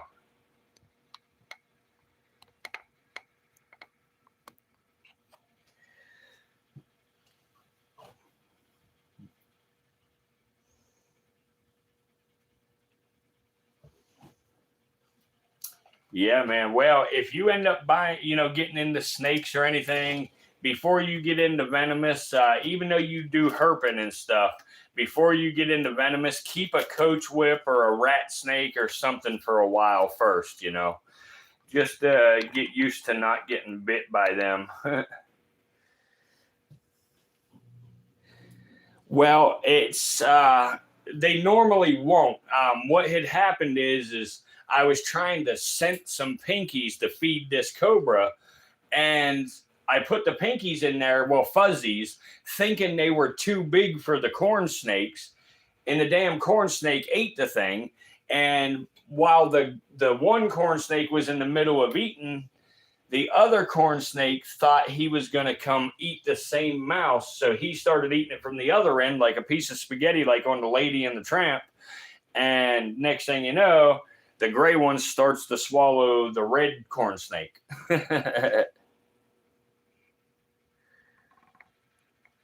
Okay, yeah, I didn't think they were terrapins, but I wasn't saying that to be a jerk and correct you. I just didn't think they were, and I thought maybe you taught me something new.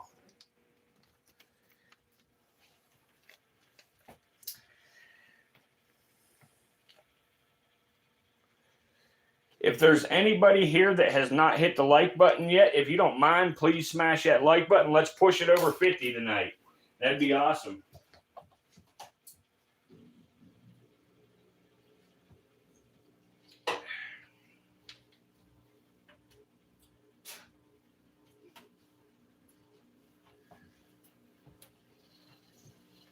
If we get some return viewers tomorrow night, that would really help the channel a lot.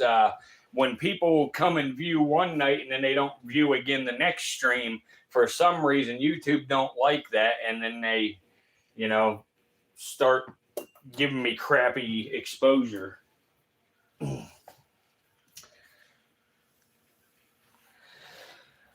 one that is eating the other one is a Malaysian king cobra, and then the one that's being eaten is a corn snake.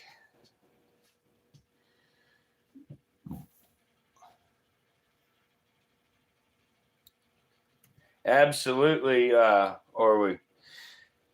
How old are you, Orwe? What's up, Sunshine? How are you?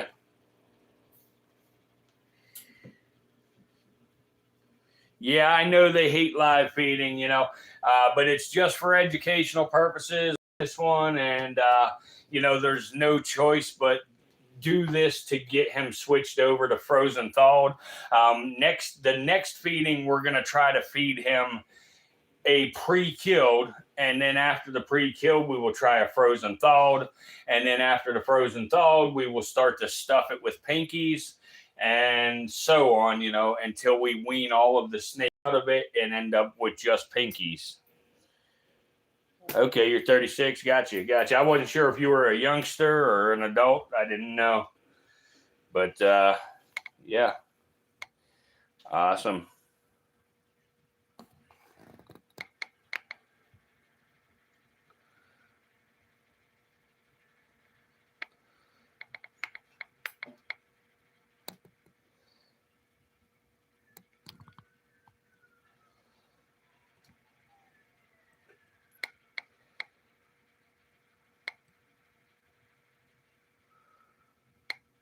Joe wears a drill bib. You're 9.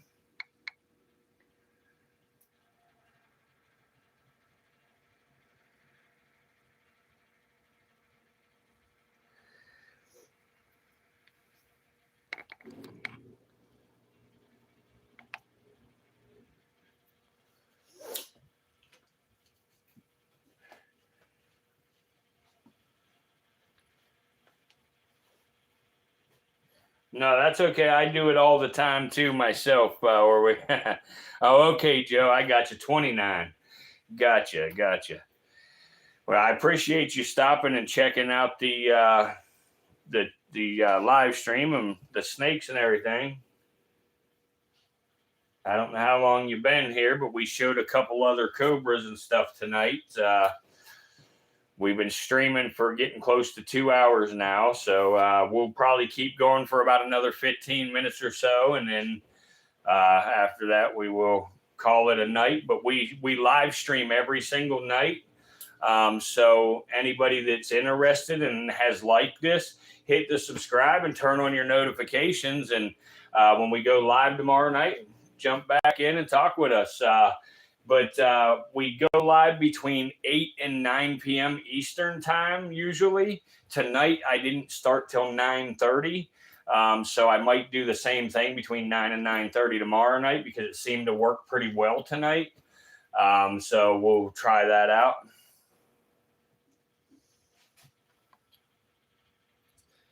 Thank you. You're leaving Dreaming in the Clouds? All right, buddy. Or are you saying bye-bye to the snake? I can understand, somebody thinking, the snakes are scary, but, snakes serve a very, very important role, in the ecosystems and stuff. They help keep ecosystems balanced. They help humans a whole lot more than a lot of people realize, with medications and, their venom's used for medications, everything from, heart medication, blood pressure medication, seizure medication, cancer treatments, et cetera. There's a lot of stuff. And not only that, but they also, control rodent populations, and, rodents carry, like hantavirus, and they carry ticks, and ticks are responsible for Lyme's disease. So there are lots and lots of things that, these animals really help, protect us against a whole lot more than most people even realize.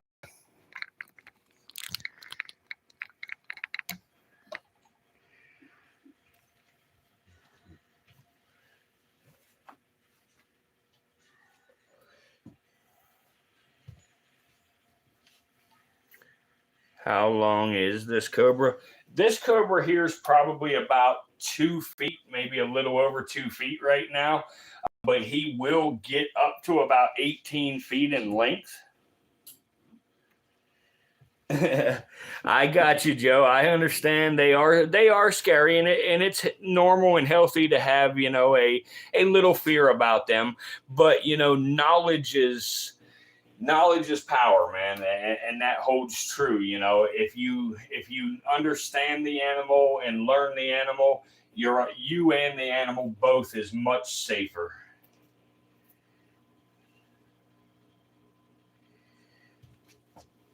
What's up, Sidhu Pup? Sidhu Pie? I think I'm saying that right.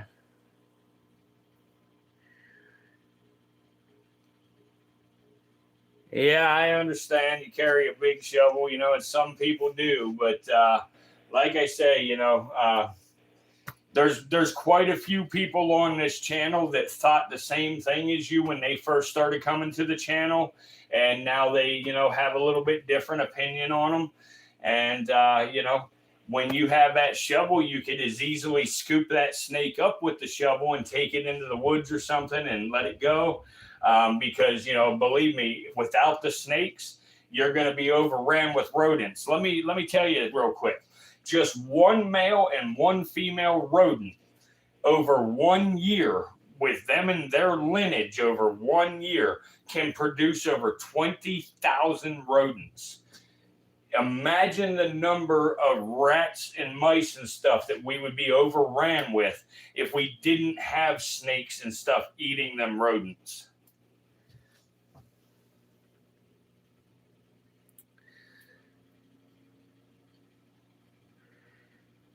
We got to get you a black-headed, but yeah, I've got a black-headed bushmaster, buddy. But we need to get me another one. Yes, sir, I have one. I don't have it available to show tonight, but I do have one, and he has been shown on the channel, and he will be shown some more on the channel. He's just not here tonight with me. He's out at my other house in the building, the snake building.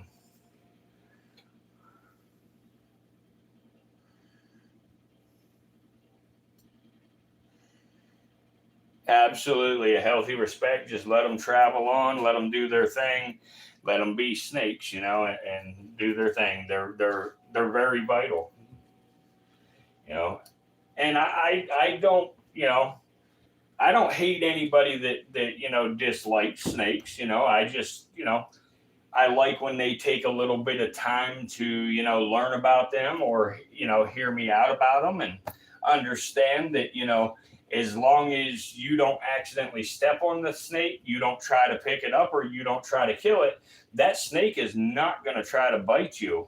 That snake is, it's going to leave you alone. It just wants left alone, and it will leave you alone.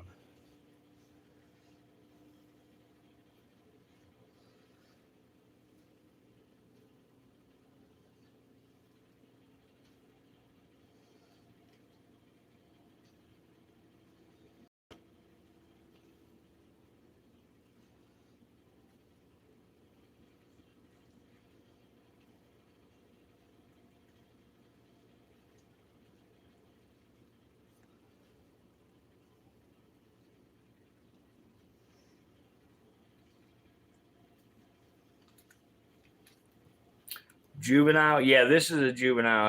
Oh, mine is a subadult. Yeah, my bushmaster.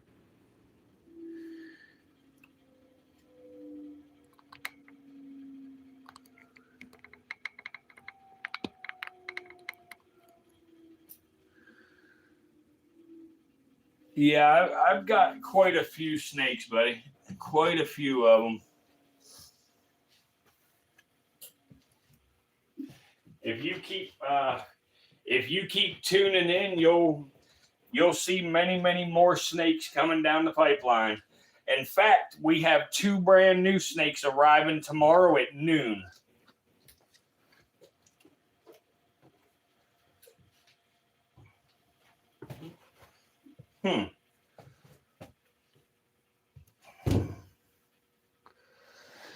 only thing we have to fear is fear itself and not understanding snakes. Yeah, absolutely. Ignorance is the worst thing, like understanding, replaces fear for sure.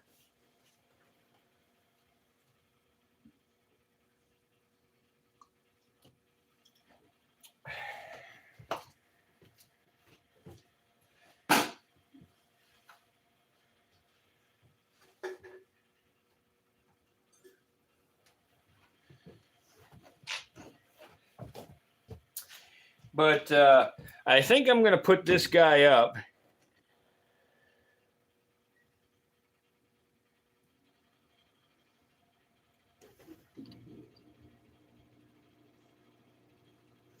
Dysfunction, you haven't seen the same 5 snakes, so, over and over.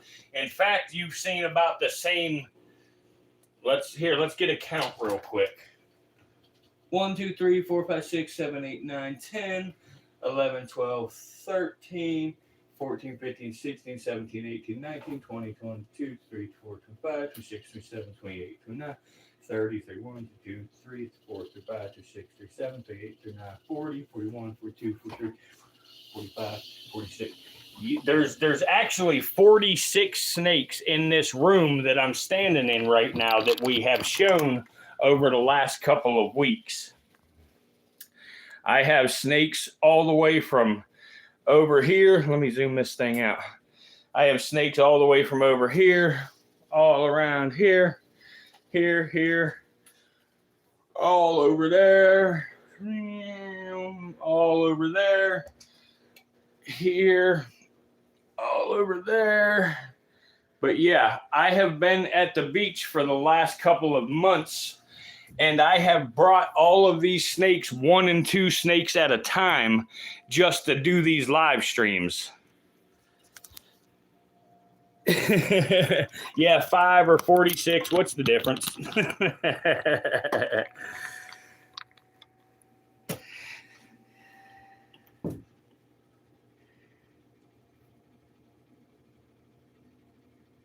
Yeah, and Queerless has a bunch over in his room too. I forgot about them ones. Yeah.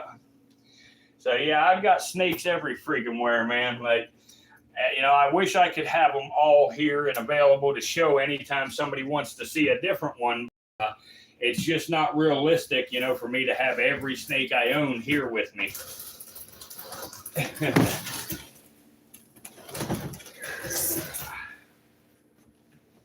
All right, let me get this king put up and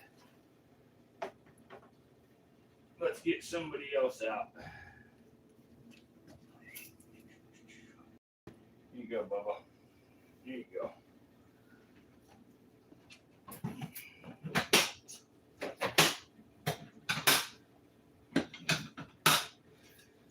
In fact,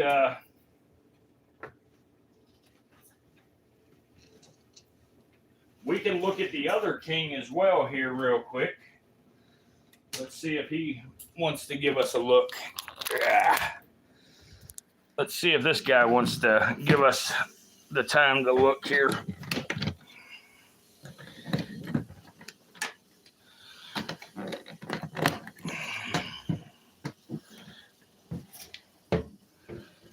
Where you at, Bubba? There you are down there. So this king here, you can see the difference here. Let's see. Shit. Let me see if I get a flashlight. Try to show you the difference, the golden and stuff on him. This is the new king right here. He's way twitchier. But I can't get the light good on there. Wonder if I can hold this other light over here. Let me see. There we go. Yeah, here we go. There you go. Yeah, you can see the gold starting on this guy's head.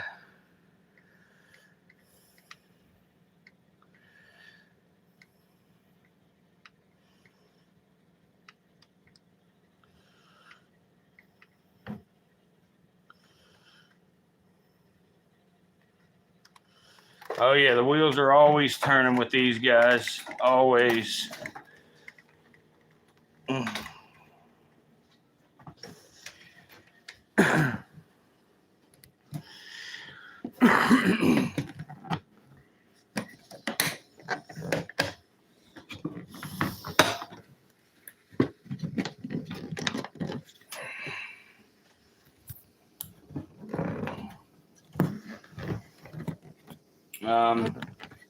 Somebody had asked a little bit ago about a gaboon viper.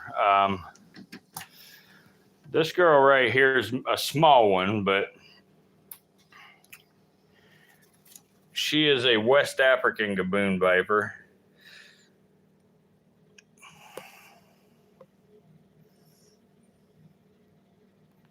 No, the one I just fed was the Malaysian, buddy.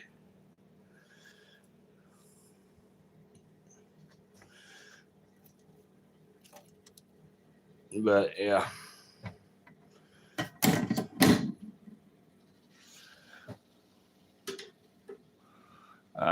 Let's see here. Who else do we want to see here? Let me put this camera in the tripod a minute and see if we can't get somebody else out here. Let's see here.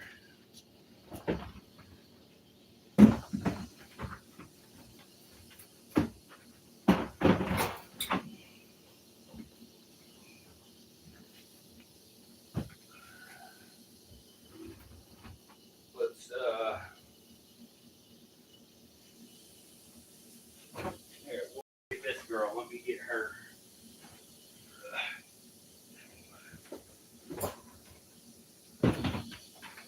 Hey, pretty girl.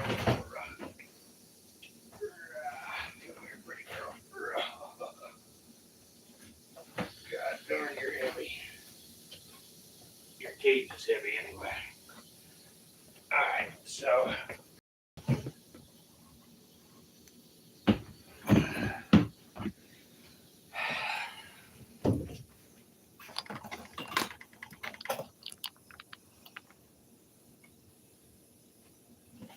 All right, let me clean my hook off real fast.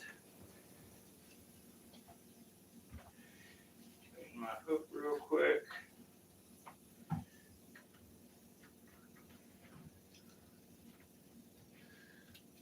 Nah, that's not Bertha. No. Nah, we'll do Bertha tomorrow night. We'll show Bertha and Bill both tomorrow night because they may have taken a dump by now. Time to clean the cages. So, where you at, girl? Which end of your cage are you at here?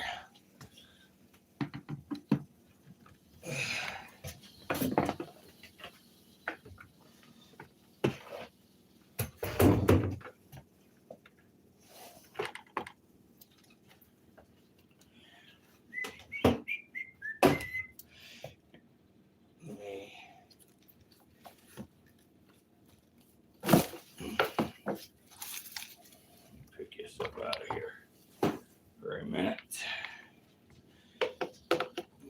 You need some fresh water, don't you?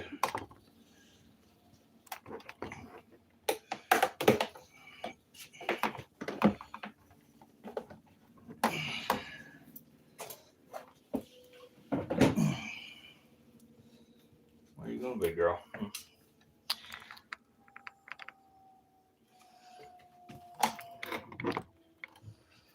Yeah, this is one of the new Cobras. Yep. This is what's called a Formosa. And as you see, she starts out light and gets like purple lavender back here.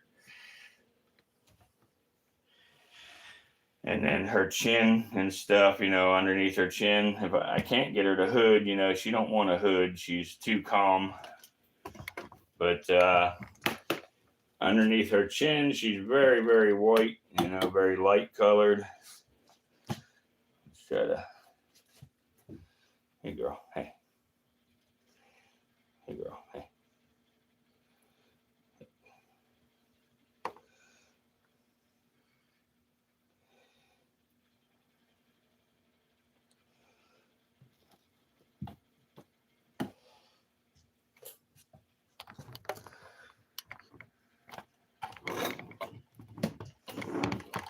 There we go. There's a decent look at her face here.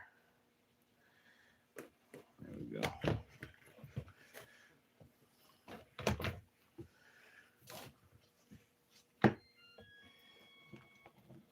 Hey, girl.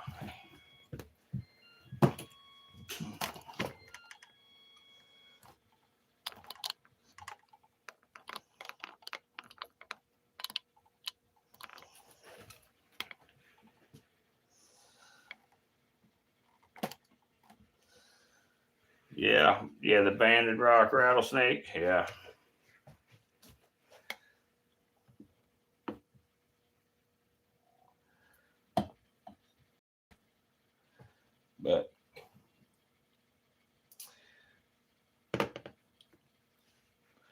But as you guys see, I told you earlier about monocled cobras. The older they get, the more calm they become, in my opinion.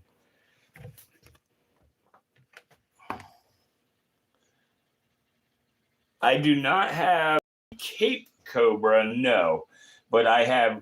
You know what? That's what we were going to show. I'm not even going to say what this other snake is. Let me get it out here. Let me put her away here for a minute, and we'll look at this other snake, because I don't know whether you're thinking of the Cape Cobra or the Cape Coral Cobra. So you're probably thinking of the actual Cape Cobra, but no, I do not have a Cape Cobra. I wish I did. I would love to get one. So if one comes available, I will probably purchase it.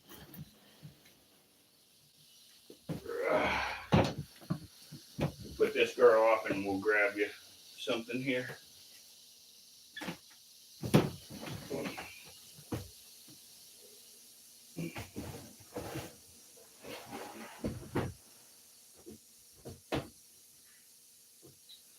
Okay.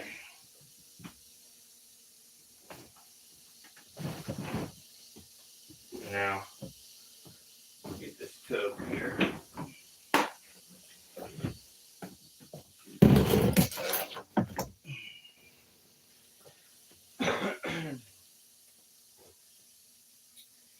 Which cage are you in? You're all the way at the bottom, huh? Yep. All the way at the bottom. Let's see here.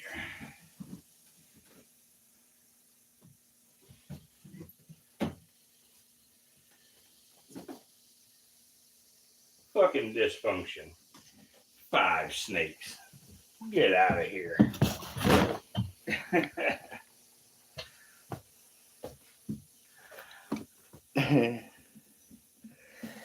You got one you'd tell me might look surprisingly like a bull snake or a coach whip, but it's a Cape Cobra.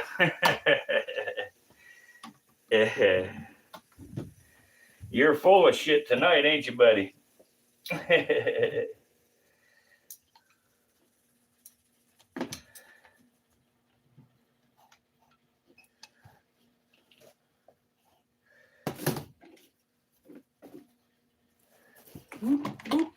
Aha. There we go. You try to adjust a little. Okay, so this right here is the Cape Coral Cobra. They are not a true cobra, just as same as, the king cobra. They're not a true cobra. They do have cobra in the name, but this is actually a coral snake, but I will show you why it's called the Cape Coral Cobra. You hear her hissing. And she's in blue right now, so she's going to shed, but they'll hood up a little bit, and they will raise the front part of their body and hiss. These guys' venom is as toxic as the black mamba venom. However, they have a much smaller venom yield. So they're not as dangerous as the black mamba, but they do have the same potency.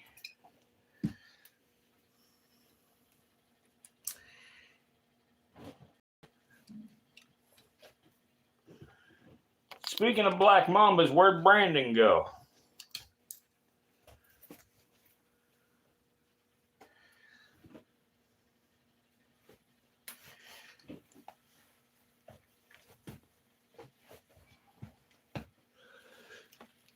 Now, this snake here is for sale. I want to sell this one and put the money towards a different snake. This doesn't really fit my collection very well, so it is for sale. I'll sell this one for about $350. It's a relatively cheap snake, but I haven't listed it yet, you know, because I keep going back and forth about doing it, but I would definitely sell it.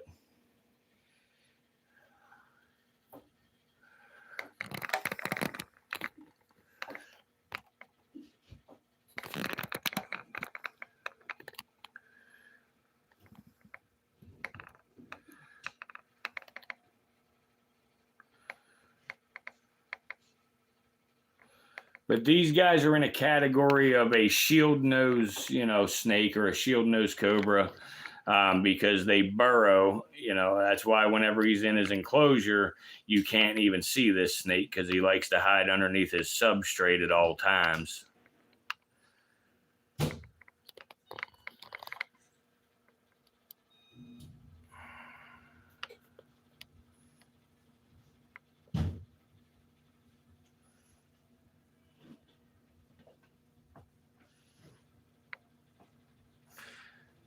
Well, I would buy another snake, but I probably wouldn't get another Cape Coral.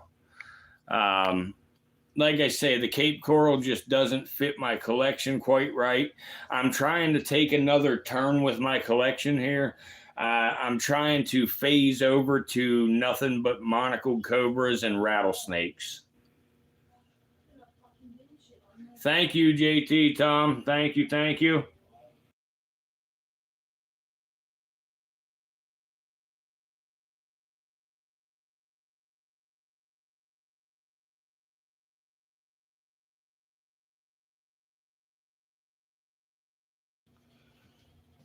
Appreciate that. Definitely appreciate that. It does sort of look like a banded water snake, doesn't it?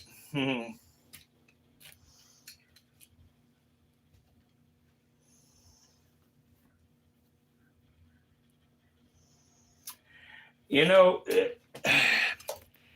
I will always keep a couple of other things, you know, like a couple of gaboons and stuff, but pretty much because with this whole YouTube thing, it seems like rattlesnakes and cobras are what catches the attention, you know. Like, you know, here's an example. Let me put this guy away, and I'll pull out another one here. And, you know, people just, you know, they recognize a cobra and they recognize a rattlesnake. So they like to stop by and watch them and shit like that. But when it comes to something you ain't that familiar with, like, here, let me put this girl up and we will pull out another one here to show you what I'm saying.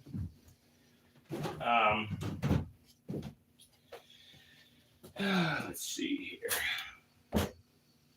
Come here, girl. Oh, Jesus.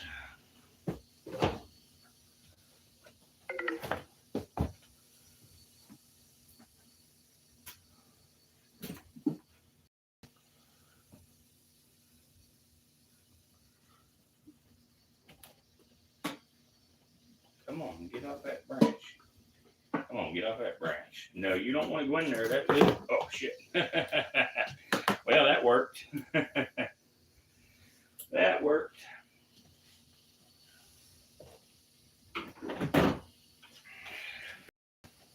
Now, let me walk by here quick. There we go. Okay, so anyway, so now when we look at, you know, some strange pit viper like this, you know, that is kind of ugly, you know, it's kind of a thing on its all of its own and stuff. Like, not a lot of people are going to be super interested in looking at this snake. Now, like I say, I will always keep a few other things in my collection, but as far as the whole YouTube, you know, channel and stuff goes, I think I'm better off with, you know, cobras and rattlers.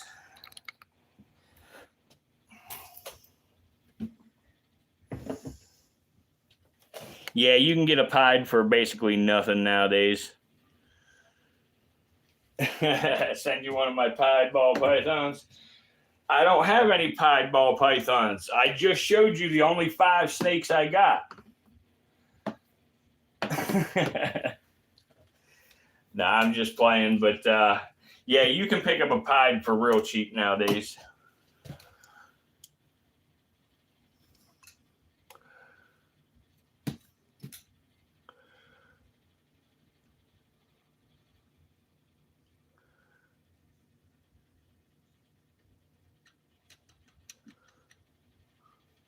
Yeah, it's a lot of cleaning when you get into a bunch of balls, pythons, and stuff. Absolutely. Absolutely. What are you doing, boy? What are you doing, dude? I'm stealing your shed from you, dude. I'm taking your shed. Ha ha ha ha. Ha ha ha ha. I took your shed. But anyway, guys, if you see right there now, you look at it, you know, we lost half of our viewers looking at this ugly little snake. So I hope that sets the example for what I'm trying to say.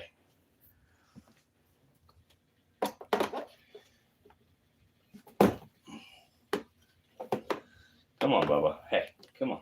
Here, stay on the freaking hook a minute. Stay on the freaking hook a minute. Hey, you want to go back in your box or your cage or not, dude? If you want back, you know what, dude, I'm about to get the tongs because I'm not going to mess with you all night. Come on, dude. Can't even keep you on the hook long enough to get you raised up in the air. There we go. There we go. Oh, shit. Come on, dude. Come on. Quit doing that shit.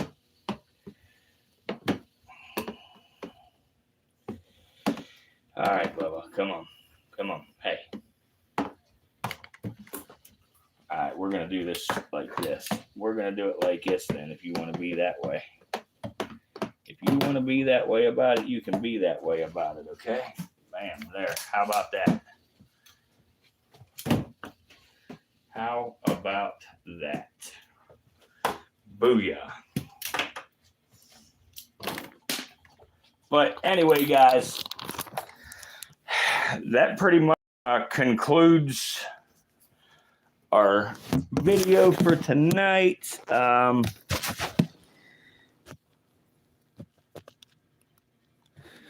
don't believe so. I'm more familiar with snakes in the U.S. as I am just a herper, not a keeper. And when we started looking at other snakes outside the U.S., of course, I know some of them.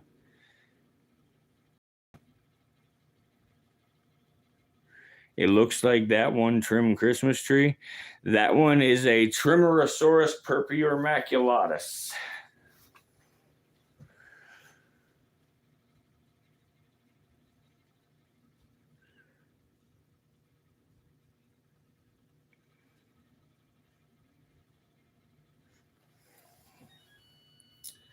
But all right, guys, thank you all for tuning in. I appreciate you.